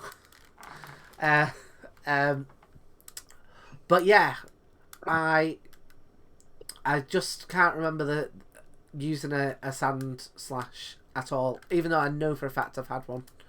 Um, Mm. like I've caught enough, and I've never had the impetus to go. Okay, let's do that. And I think part of that is the fact it's a two-stage. Uh, I feel like Mm-hmm. it would really benefit from having a third stage, like I'm imagining something a bit more kind of like Scyther like, um, Yeah. where the claws get like huge. There are some, I don't know if you're aware of this. There are some, I don't know if it's like a mega evolution or a third evolution or just like a horny reimagining of Sandslash where it is like taller and a bit like Wendigo-y. Yeah, Where it's it's like long rather than still small and round, and it's still got the spines and the claws. But I definitely have seen that kind of like reimagining a Pokemon kind of fan art type thing, yeah, where I guess it depends on like who did it. And I don't know, I didn't like dig into the artist, it just like came up on my Instagram. yeah, Um, where like other people have had similar ideas about where Sandslash could go. And can't disagree. I feel like I would lean more towards Sandslash if it did have, like a Nidoking style evolution, but maybe a bit more fast, than the quite bulky Nido line. yeah, Um, so, but at the same time, it's like I do get how some Pokemon have to be,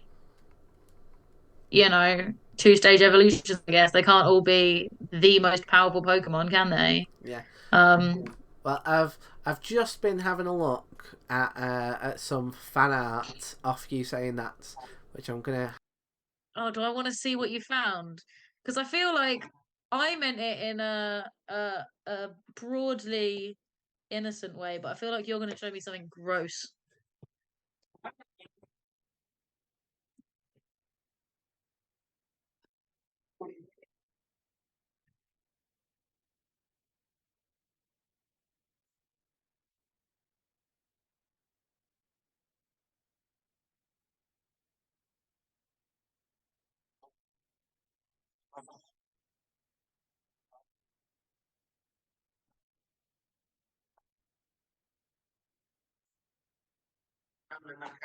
Okay, like a mole king.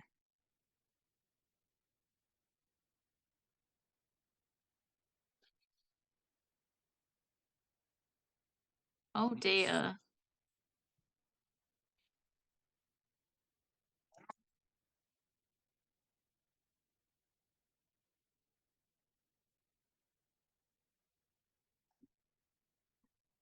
Oh yeah, I can hear you. So I was just like listening to what you were saying and There we going, go. That "Oh should be yes, coming I through. agree." That should be coming through. So yeah, so we've got these here. Uh, and yes, I like the idea of like a mole king, or again, I mean, we did that with Rattata. Like you could do like a Raticate king type thing where they're all kind of like merged. I don't know, like Yeah. like Oh, like I remember Rat King. like looking at these, I am like, I don't know. I feel like none of these are quite like maybe they're correct to have it on as just like a two stage because I feel like none of these are quite what I would want. Yeah. I think it works as a two stage. Like I think there is potential for it to be that to have something more to it, especially because Sandslash does kind of fade into the background of the story of like the show and the games. Um, so if it had something else, it might be a bit more memorable, but eh, they're not all gonna be, 4-hour episodes, and that's probably for the best. Yeah, uh, I used to say about my own writing process. Not every idea is destined for the gold mine, and maybe this is another one of those. Not every third stage Pokemon is going to be a Charizard. I mean, maybe there was a bunch of like sand sword like designs that like didn't make it but eventually became like Bisharp's evolutionary line. Yeah, very true. I mean that would be the way to go when it, make the third evolution like ground steel type. But then they did the ice steel instead. So, and also like Generation 1 didn't have steel type. So like maybe they had that design and then they were like, but this isn't ground anymore, it's too pointy. Yeah. And then when they introduced steel type, that was something they could bring in later. Tell you what, on that note, have you noticed that they have introduced a new type? Have they? Yeah, I'm fairly certain that's correct. Called like space type. Space type. Yeah, I'm pretty sure it's called space type. Yeah, they introduced it. I want to say it's going to be coming in the new games. I'm just going to get it up so I can just read it out for you properly. It's called Terra type. Terra type? No, that's the that's like the battle gimmick from the new games. Oh, have I got that wrong? That's not an additional type. Yeah, you really got that wrong. So Terra type is like your Pokemon has its type that it is, but then it can like terrestrialize is what it's called, and sometimes and when it terrestrializes, even if it's dual type, it's only one type while it's terrestrialized, and sometimes its Terra type isn't any of its regular types, so you can use that to your advantage to fight off, to like gain advantage in battle over Pokemon you're usually weak against, but that like you have moves that are strong against perhaps. So you get that like defense boost. Like a Terra isn't a new type. Your Terra type is the type that your Pokemon becomes when it terrestrializes. Yeah, honestly, It's the gimmick of the Scarlet and Violet games in the same way that like Dynamaxing and all of that was a gimmick. Well, we are often breaking the newest Pokemon news on this channel. I hold. Yeah. Breaking the newest Pokemon news that we like make up as we go along. I think if you don't know something, and then you know something, then it's news. If you just confidently bullshit, you won't notice until H Bomber Guy makes a 4-hour video about you. I would love it if, off the back of this podcast, the Talking Trubbish podcast has talking announced... shit about Pokemon, getting sued by 3rd gen professor. Yeah, Talking Trubbish. I have heard a lot of fan theories about new typing. Which I have. They're okay. Like some of them, I think a lot of people want there to be a sound type, because and I can kind of see why. If you've got like dark type, if dark can be a type, why can't sound be a type? They can be quite abstract. Yeah. And a lot of people have said things like Noivern and Whismur and like Zubat in a way, because it, anything that like leans into sound based moves could fit it. But like I feel like at this point you'd have to review a lot of Pokemon every time you introduce a new type, unless it was exclusively for like a legendary. Like they didn't introduce a new type for the Ultra Beasts, even though they were like extraterrestrial and separate. And I think I wouldn't see space type as being a thing, because like the original Pokemon from space being Clefairy, that became fairy type rather than anything else. And I think given that one canonically comes from the moon, and it wasn't space type, I feel like it'd be a bit silly for anything else to be space type. Also, if they were going to do it, probably when Cosmog was introduced, so it would have been the same generation as a Alolan, right? Sandslash, getting us back to the point. Yes. Well, I think, if Pokemon wish for me to announce any more big scoops on his channel, just tell me something wrong, and I'll mention it in the next episode. And in a few months, you'll report it as fact. Yeah, that's exactly what I do. Um, but yeah, so honestly, I am a sucker for fake news. I'm turning into a boomer incredibly quickly. Before you know it, I'll own 9 houses at this rate. You forgot how to fact check things you hear on the internet. Yeah, and I'm not very good at doing memes. My transformation is almost complete. So should we have a look at the dex entry? Let's do it. Right. Let's do it. Right. Let's get that up. Okie doke. So there they are. Very cool design. But the Alolan type even better. Although I do feel like Ice type is like makes for some of the best designs. Like I feel like I struggle to think of many like Ice types that like lean into the theme. Like I don't really class like Jinx, because like because they don't do anything with like the crystals or anything like that. But like most Ice types, Cryogonal's a very cool Ice type, I think. Yeah, I like Cryogonal. I think that's a sick Pokemon.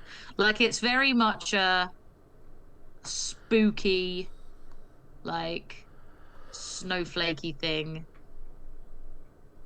but like it's just so absurd and bizarre. I love it. I'm a fan of. Do you know what? I had a Vanillux, and I kept that for ages. I thought that was underrated. Yep. Yeah, I feel like people dismissed it because they're like, oh, it's unimaginative. It's just food. I don't give a shit. I think all of Pokemon's quite unimaginative. Yeah. It's not as if we've not had food Pokemon before Vanillux. Yeah. Jumpluff's just a piece of fluff. Yeah. Like, our Premi is literally a cake that Dynamaxes into a bigger fucking cake. Yeah. Although I did like the way that you evolve Alcremie. I thought that was pretty cool. Arguably, Generation 1 had some food type Pokemon. Like, I'm pretty sure there are some references to Kingler having really delicious claws. Yeah, and somewhere. Farfetch'd, that's like part of its gimmick. Farfetch'd comes with its own side. Yeah, and one of its main attack moves is cover myself in gravy. But yeah, it's like get off Vanillux's back. Oh, yeah, don't be so rude to Vanillux. Yeah. I think I quite liked Vanillux. I don't know, I didn't use it loads, but I had a shiny one I was quite attached to for a while. Oh, what colour's the shiny? Pink. Oh, really? Yeah. So it's like strawberry. Yeah, I was thinking what would be cute is to do like a picnic team where you've got like your Vanillux and your Sinistea, and depending on how much you wanna like stretch it, like Lechonk could be your ham sandwich. Yeah. Like I think I quite like weird themed teams. Yeah. Never follow through on making them, but I like thinking them up. And yeah, having like a picnic themed competitive team I think would be cool if someone actually went and did it. Yeah. My favorite that I came up with, and actually like I haven't fought with it, but I did catch all of the relevant Pokemon. I did in Scarlet and Violet for a bit. I had a What We Do in the Shadows team where I had Annihilate as Laszlo, I had Gothitelle as Nadja, I had Grimmsnarl as Nandor, and I wanted a Chansey for Guillermo, but I don't think you Uh, can get Chansey in Violet and Scarlet, but that is what I would put there. And then very specifically because I was watching um season 4 at the time where Colin Robinson is a baby, yeah. I thought Tinker Tink with the hammer would be a good Yeah. Colin Robinson. And I was telling some people about like as I was putting it together, and one of my friends who actually does like more puts more effort into competitive Pokemon than me was like, that's actually a solid team. Like if you gave them the right moves, you could probably win a few competitions with that. Yeah. Well, well, I mean, I think that there is potential for them to open up the gyms and make them more, not just have them be all grass type, you know. Mm. Like, I mean, my one recommendation to your picnic team would be a Tepig, Yeah. because you could have that as like chorizo. Well, that's why I suggested LeChunk Yeah, well, that's the thing, because right? that's literally based on like the black Iberico pigs that they used to make Spanish Iberico ham. Oh, is it? Yep. Oh, I did not That's know. why it's in the one that's based on Spain. Wow, I never knew that. God, again, we're breaking all the stories on the Talking Trubbish podcast, aka Tepig would probably offer a bit more type variation. As LeChonk is just normal, but yeah. yeah. Um, I don't know what type of team I would have. I'd have like an arts and craft team. So I'd have like a chime cho in there. I'd have a scyther for scissors. I'd have I'd have I'm just trying to think of one that could conceivably be paper. I'll have to go with don't know. Do you know what? I'm going to go with Chansey because people decorate eggs. I'm going to go next with. So there's 3. Next up, I'm going to go with Slimer, Grimer for glue. Okay. And then after that, I think I'll go with.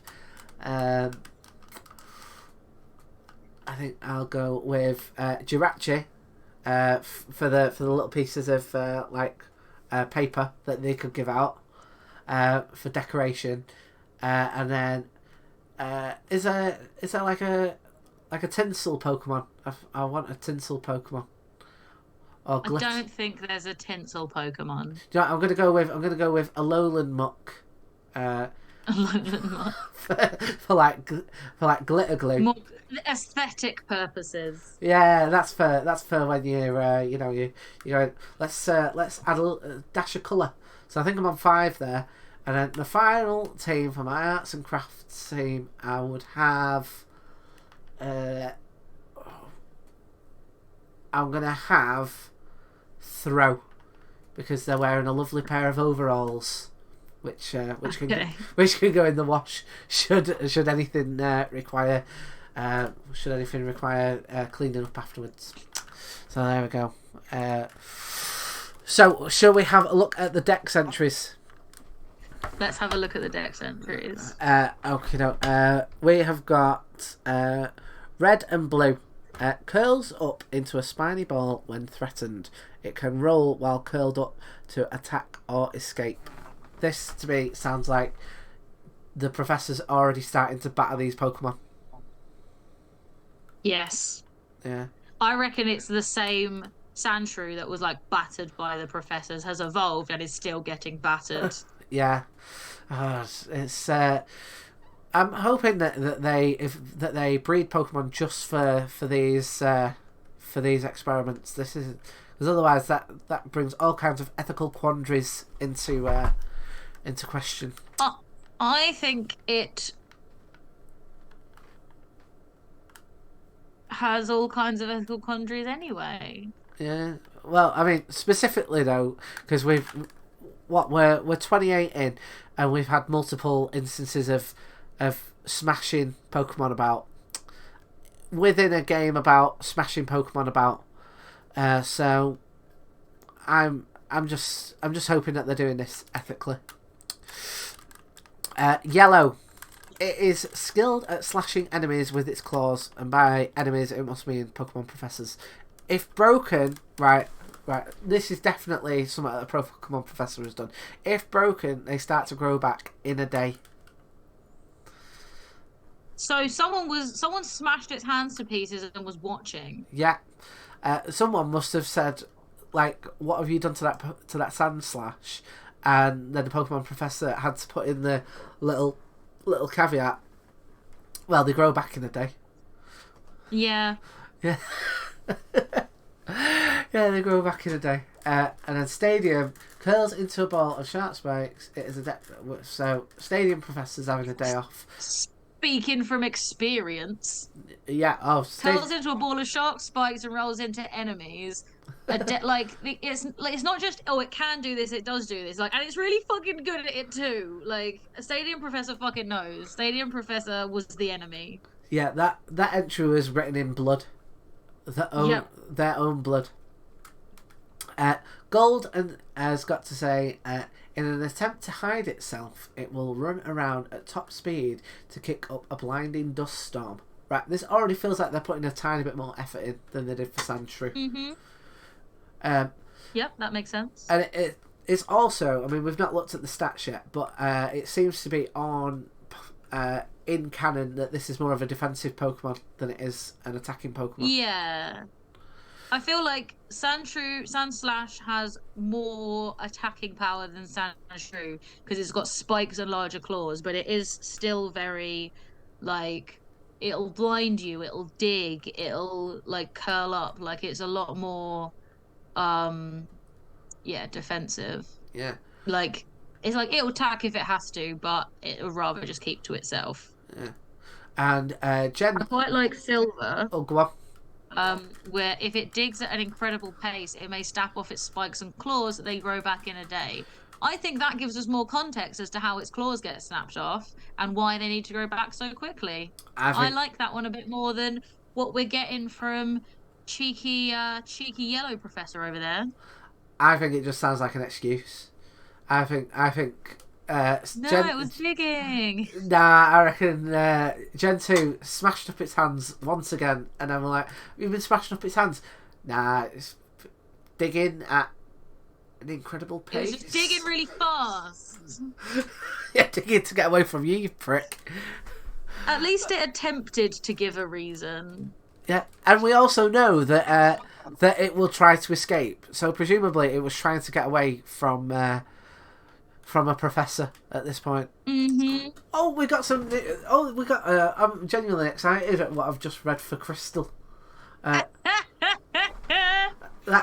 shows you how much of a dire quagmire of entries we've been going through. No, you're not wrong. Adept at climbing trees, it rolls into a spiny ball, then attacks its enemies from above.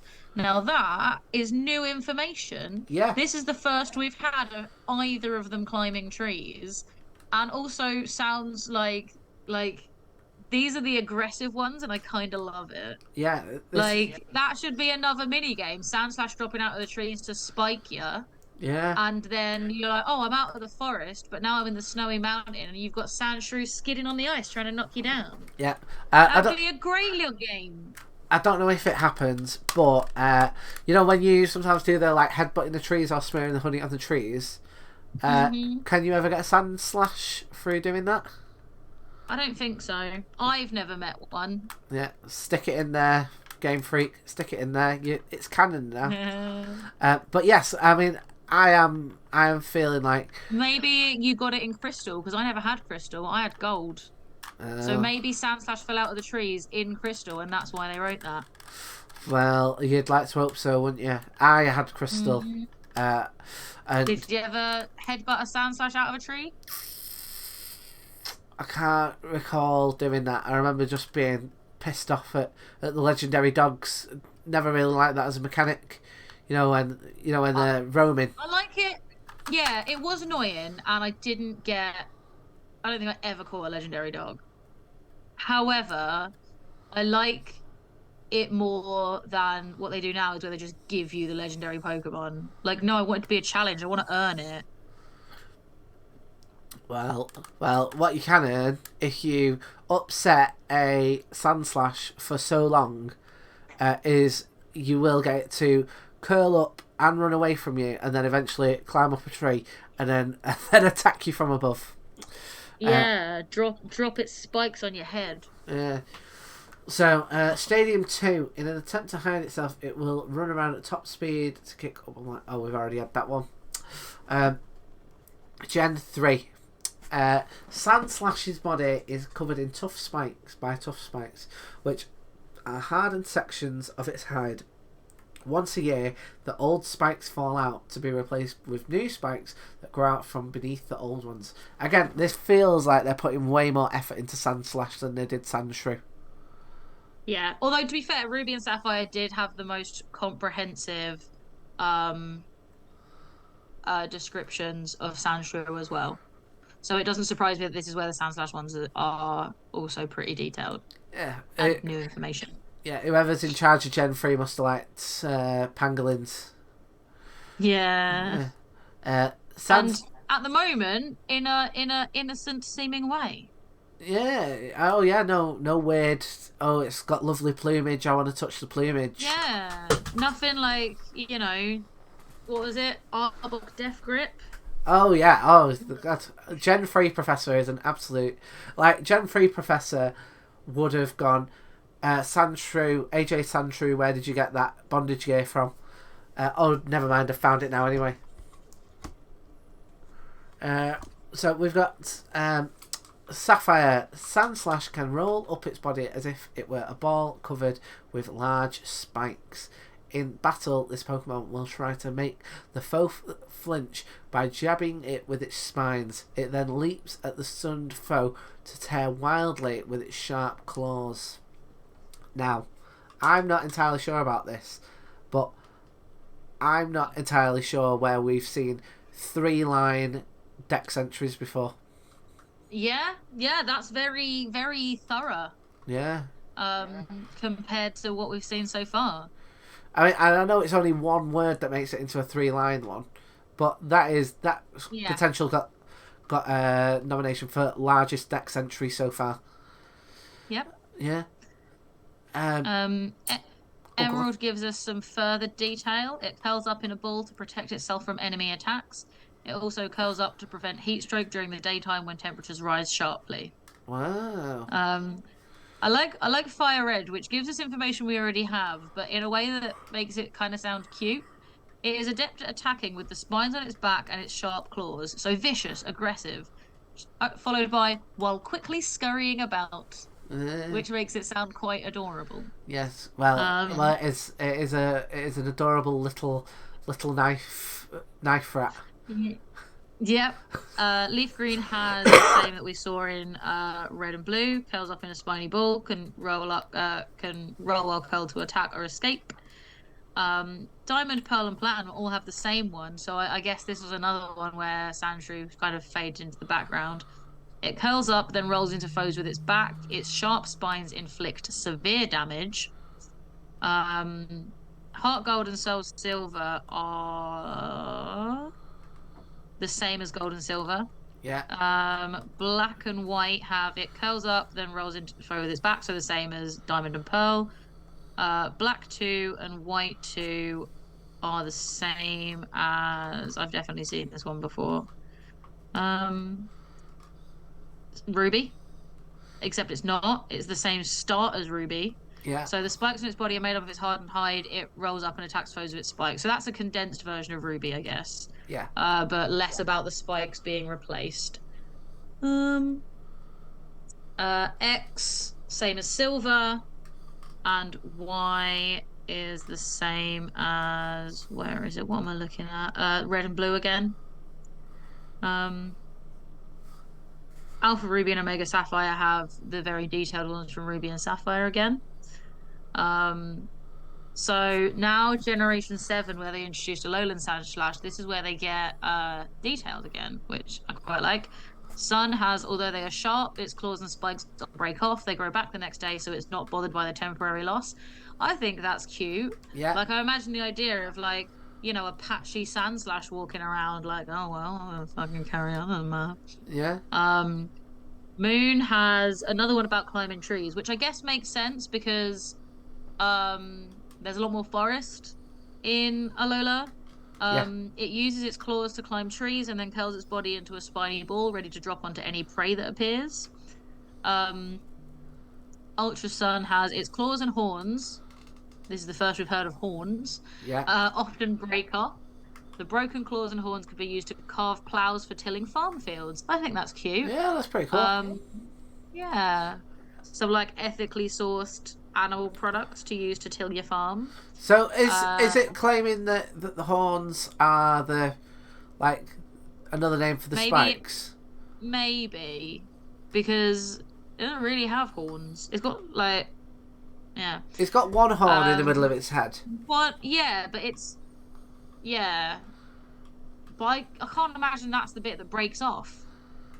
The spikes and the claws I get, because that's like, quills come off like, porcupines, and fingernails come off us. Like, but horns, I don't know, I feel like they didn't mean horns. I feel like Ultra Sun Professor doesn't know what a fucking horn is. Well, a Gen 3 professor does. I can tell you that right now. Ultra Moon has, thanks to its thick claws, it's good at climbing trees. There are plenty of Sandslash that park themselves in trees and go right to sleep. I think that sounds cute. That makes me think they're like part hedgehog, part pangolin, part sloth. Yeah. Yeah, they do have some sloth-like nature, don't they? You know the big claws and all that kind of stuff. I'm imagining them like hooking themselves over the tree branch with their like long claws as like the fingernails that sloths have.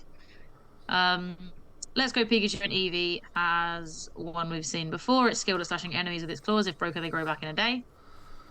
So now we're on to Alolan Sandslash. See what we've got here. Sun has fleeing a volcanic eruption. It's settled on a snowy mountain. As it races through the snowfields, it sends up a spray of snow, which I guess echoes the way that ground-type Sandslash sprays up ground and dust. Yeah, I think that that's quite a cute parallel. Yeah, I'm not a fan of how they've reused that bit from Sandshrew at the beginning. Yeah, but I guess like they have the same origin story. Yeah, I mean, being of the same evolution line. But you'd hope that they'd the Sandshrew bit, it's a given at this point. That is true. Moon has this Pokemon steel spikes are sheathed in ice. Stabs from these spikes cause deep wounds and severe frostbite as well. Oh, that's pretty cool, isn't it? That sounds like another one where someone's talking from experience because he got too close to a Sandslash. Yeah. How did you get that? How did you get that bit of frostbite? Oh, yeah. Don't want to ask. You don't want to ask. Have you been hanging out with Stadium Professor, Moon Professor? Maybe. We've told you about this. Ultra Sun it runs across snow-covered plains at high speeds. It developed thick, sharp claws to plow through the snow. Oh, that's pretty cool. Yeah. And again, it echoes the way that the ground type 1 digs. I think that's pretty cool. Yeah. Shows the parallels between the two different variations. Ultra Moon has a long time ago, it lived in the desert. With its sharp claws fully extended, it can climb right up an iceberg without slipping. I think that sounds pretty cool, and it makes me think that maybe the one Sneasler, the one that uses its claws, that's the evolution of Sneasel, to get up the mountain in Arceus. I think that might have originally been something they were going to do with Sandslash, and then they couldn't think of a way to like get it to carry you without compromising its spikes. Yeah. Maybe. Yeah. And then they went with Sneasler instead because it's also like a clawed ice type Pokemon. Yeah. Yeah. I mean, it would make sense, wouldn't it? I mean, someone could have just suggested, why don't we just put like a cushion on it or something? A cushion. I quite like Let's Go Pikachu and Eevee adding a bit of extra detail to it. This is Sandslash's form after adaptation to a frigid environment. So frigid, I guess, being the opposite of arid, because they've used that word a lot. Yeah.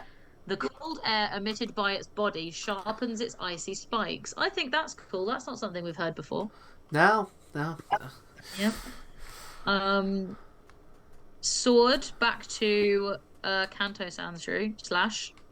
The drier the area Sandslash lives in, the harder and smoother this Pokemon's pipe will feel when touched. Uh, I think that's a pretty cool little detail. yeah, what I want to point out is, as well, this Pokemon has no Pokedex entries in Legends Arceus, but I feel like it could easily have an entry, which is this Pokemon does not have the capacity to have a cushion on its head.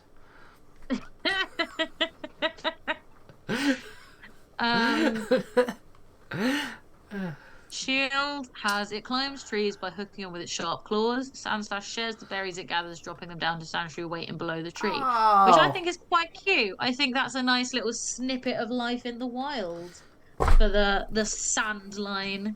Yeah. Diamond and Pearl go back to the one we've heard a million times before. Curls up, rolls into its foes, sharp spines inflict damage. Then the Lowland Sandslash and Sword it uses large hooked claws to cut a path through deep snow as it runs. On snowy mountains, this Sandslash is faster than any other Pokemon. So I think that definitely would have been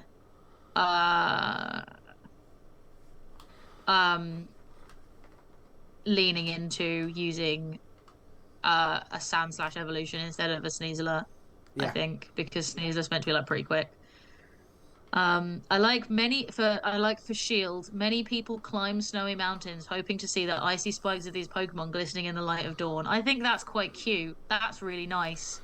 I think that's a nice bit of context. And also I think leans into a bit where you see some Sandslash in new Pokemon Snap. Yeah. In the snowy mountains.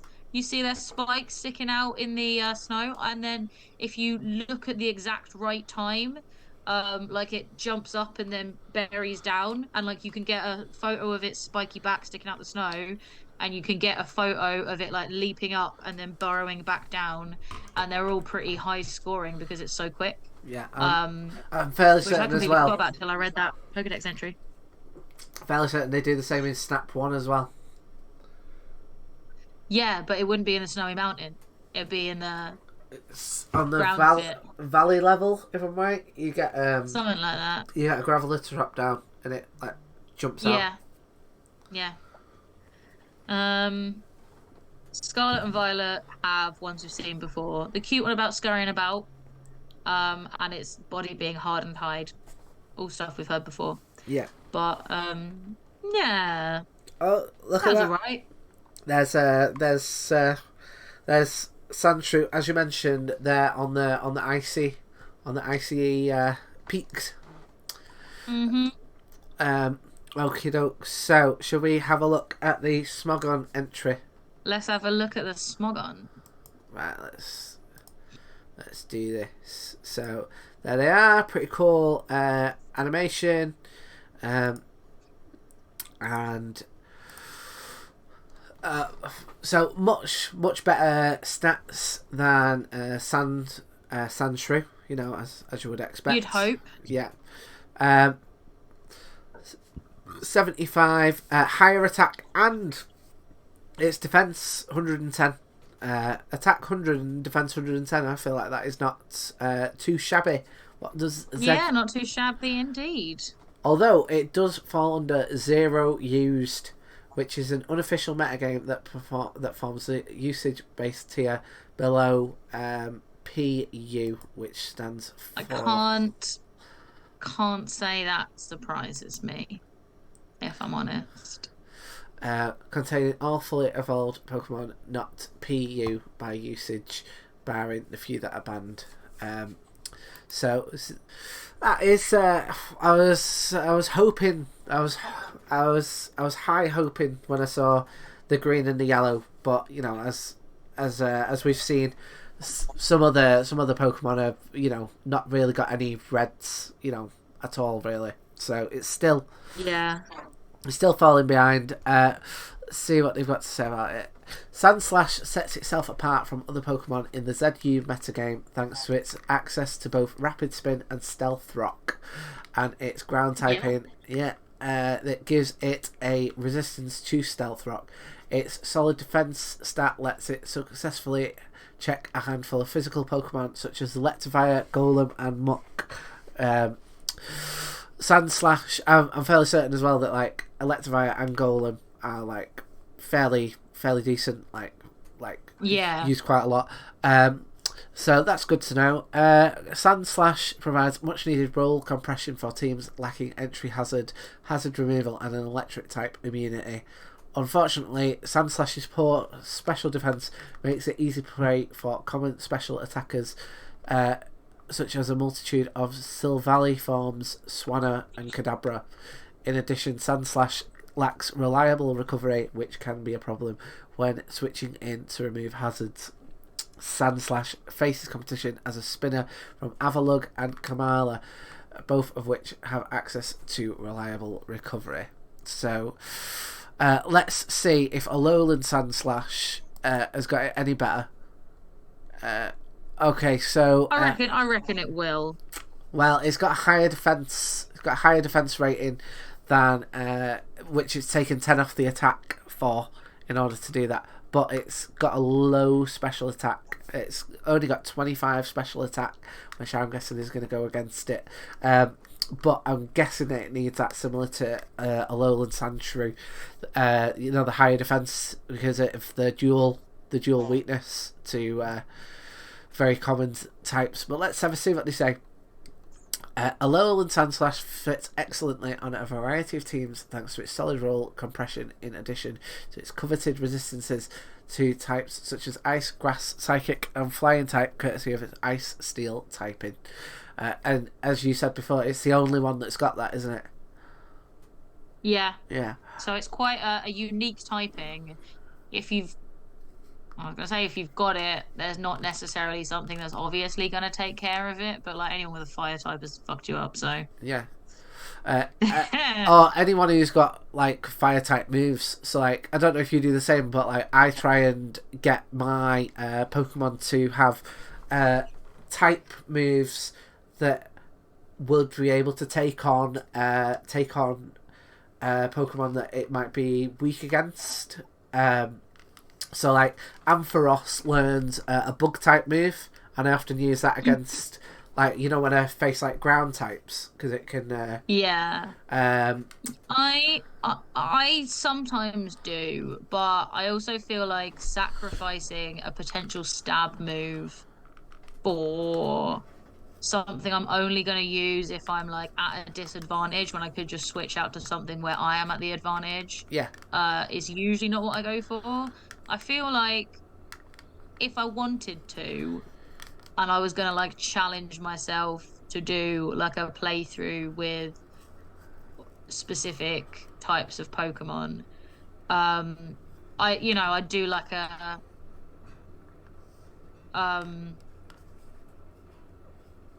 you'd have like a Hitmonlee with you can get like Electabuzz with Fire Punch, which is pretty cool. You can get like all of the different like type based punches and kicks that Hitmonlee and Hitmonchan can learn are fun.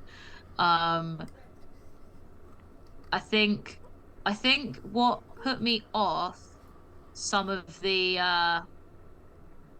what put me off like using moves outside of your immediate type is that Tri-Attack, which in the show looked really fucking cool, which has an electric bit, an ice bit, and a fire bit, is a normal type move. Yeah, rubbish, innit? Which means it doesn't get stabbed for any of them. And I feel like they shouldn't even wasted my time with that piece of shit move until they could factor in that it could be super effective against 3 different things. Yeah. Or like in 3 different ways by using one move. Yeah. Even if it doesn't get stabbed from anyone, if that's like the price you pay, that even if you're a fire type, your Tri-Attack doesn't get stabbed, but it can still be super effective against like a grass type, for instance, because it has that fire element to it. No, the fact that it was normal type kind of put me off. Yeah. Trying too hard Um, well, I mean, I understand that viewpoint. I always felt like with Tri Attack they should have done a thing where it's like, you've got like a 1 in 3 chance of it being like one of those three. I think that would be cool. Yeah. And that way, like, if your Magnemite uses Tri Attack, if it lands that it's electric type, your Magnemite gets stab. Yeah. I think that was definitely too complicated for Gen 1, which is obviously the first time you had Tri Attack. But I think they could do it now. Yeah, totally. Yeah, honestly, just a 1 in 3 chance that it could be one of these three, and it just tells you which one it ends up being as it does the move. Easy do. So we've seen that Alolan Sandslash is fairly unique and got decent defense. Thanks to Alolan Sandslash's high physical bulk and ability to shrug off weaker attacks, revenge killing it under hail can prove to be difficult. However, its typing burdens it with 2 crippling 4 times weakness to fighting and fire, meaning, and those are really common, aren't Yeah, they? they're pretty common. Yeah, meaning I don't like fighting really. I've never been that bothered about it, but I know some people like really like it. Yeah, I'm not a huge fighting type fan. I think there are some cool designs, but I feel like it's a bit like normal type, really, where it's like, aren't they all fighting? Isn't that the point? Yeah. Like they fight. They all fight. Yeah. Like why is Bullet Punch a steel type move, but Mega Punch isn't? Why is Mega Kick a normal type move instead of a fighting type move? That's fucking stupid. Yeah. Like, I feel like fighting is too close to normal that they have to like overdo like the designs and the backstory of the fighting type Pokemon, and they ran out of ideas really quickly. Yeah. Throw and Sork. Yeah. Oh, well, I mean that's part of it as well. I don't Matt, like the Matt designs. Just a guy.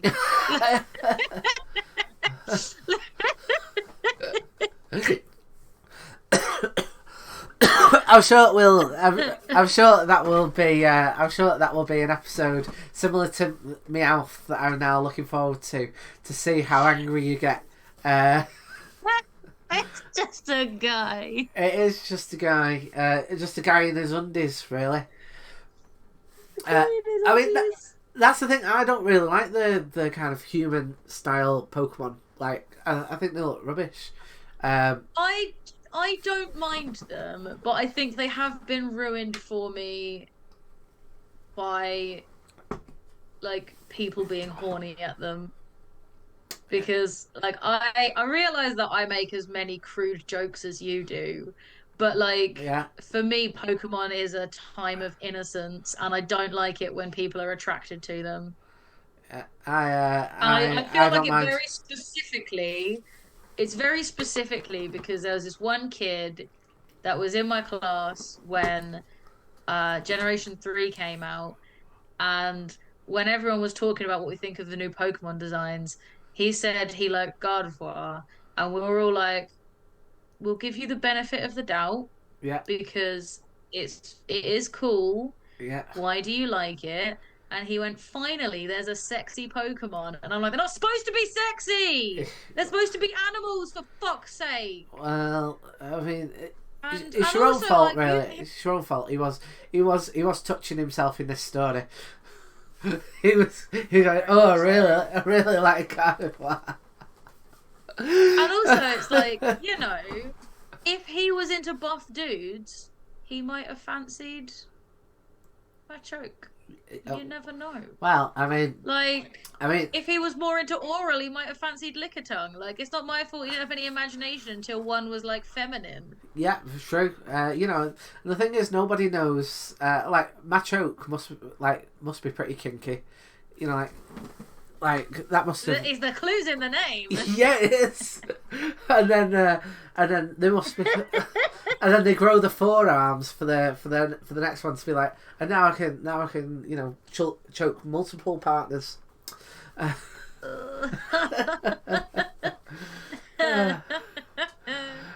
Still wearing his tiny pants though. Like he's not doing much else. He's just the muscle. Yeah. I mean, That's why you need a Lickitung as well. yeah. My next question to that guy who found Gardevoir sexy, I'd have been like, so do you like Victory Bell? Do you watch a lot of Bukaki? Does that like remind you of Victory Bell? Like what's going on there? Weeping Bell. That looks a bit like a fleshlight, doesn't it? And now I'm trying to think of sexy Pokemon, like weird sexy Pokemon. I could see Lopunny gets it a lot. Yeah, Muck, obviously. Muck? Yeah, it's just a big blob of spunk in it. Oh, yeah. I have seen the Ekans is snake backwards, Yeah. Arbok is cobra backwards, and Muck is Yeah, not safe for work. yeah, very true. Uh, Who else is there? I feel like both Incineroar and Rillaboom probably appeal to furries who like the buff masculine type. Yeah, I can see that. I don't like it because I really like Rillaboom. I think Rillaboom's a great Pokemon. Yeah. I had one on my team and I connected with it to the point that I have a plushie Grookey, and I don't like the idea that people are being horny for Rillaboom, Yeah. but I also know humanity too well to be able to lie to myself that someone out there isn't. Oh yeah, it's like where are they keeping those drumsticks? A Rillaboom don't have pockets. The same with Lopunny. Not Lopunny. The football one. What's it called? Cinderace. Yeah. Cinderace. Where's it keeping that ball?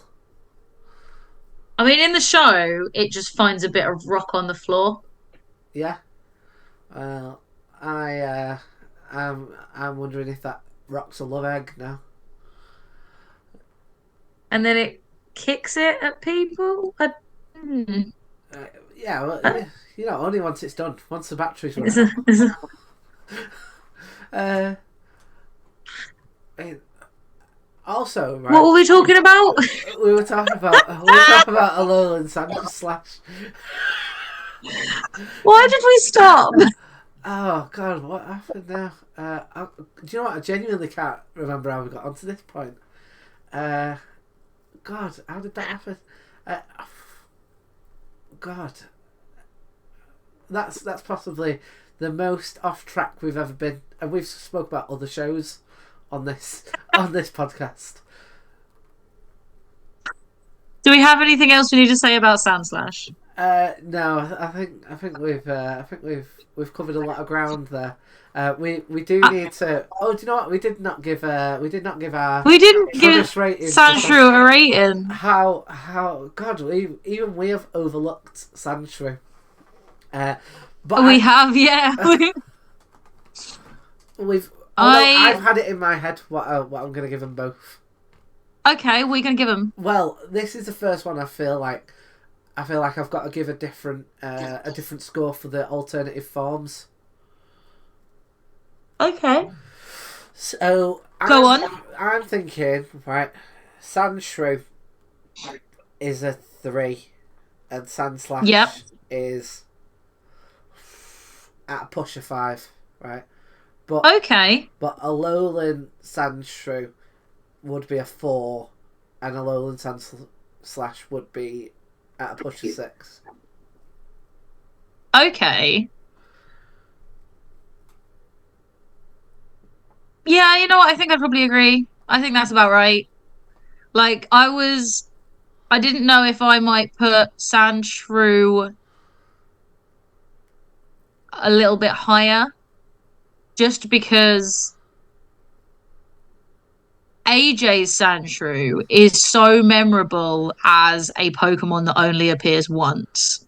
There are so many side characters who appear in one episode with their partner Pokemon that I just do not remember up until I'm already talking, and then I'm like, oh, this has unlocked something in my brain. As soon as you mention Sandshrew, the first thing that comes to mind is AJ Sandshrew. So I think just because that background character managed to be so memorable, I might bump Sandshrew up to like a 4. Yeah. But otherwise, yeah, I'd keep them all fairly lowish. Yeah, it's. I feel like they can't really push any higher because of how overlooked they are and the fact that they come in probably slightly too late for what they are. Really, they needed to come and we learned we learned canonically, although it comes in later, that they like climb up trees. Like, there's no reason why they couldn't have been in Viridian Forest. Yeah. And I think that if they'd been in Viridian Forest, you'd probably have more people using them.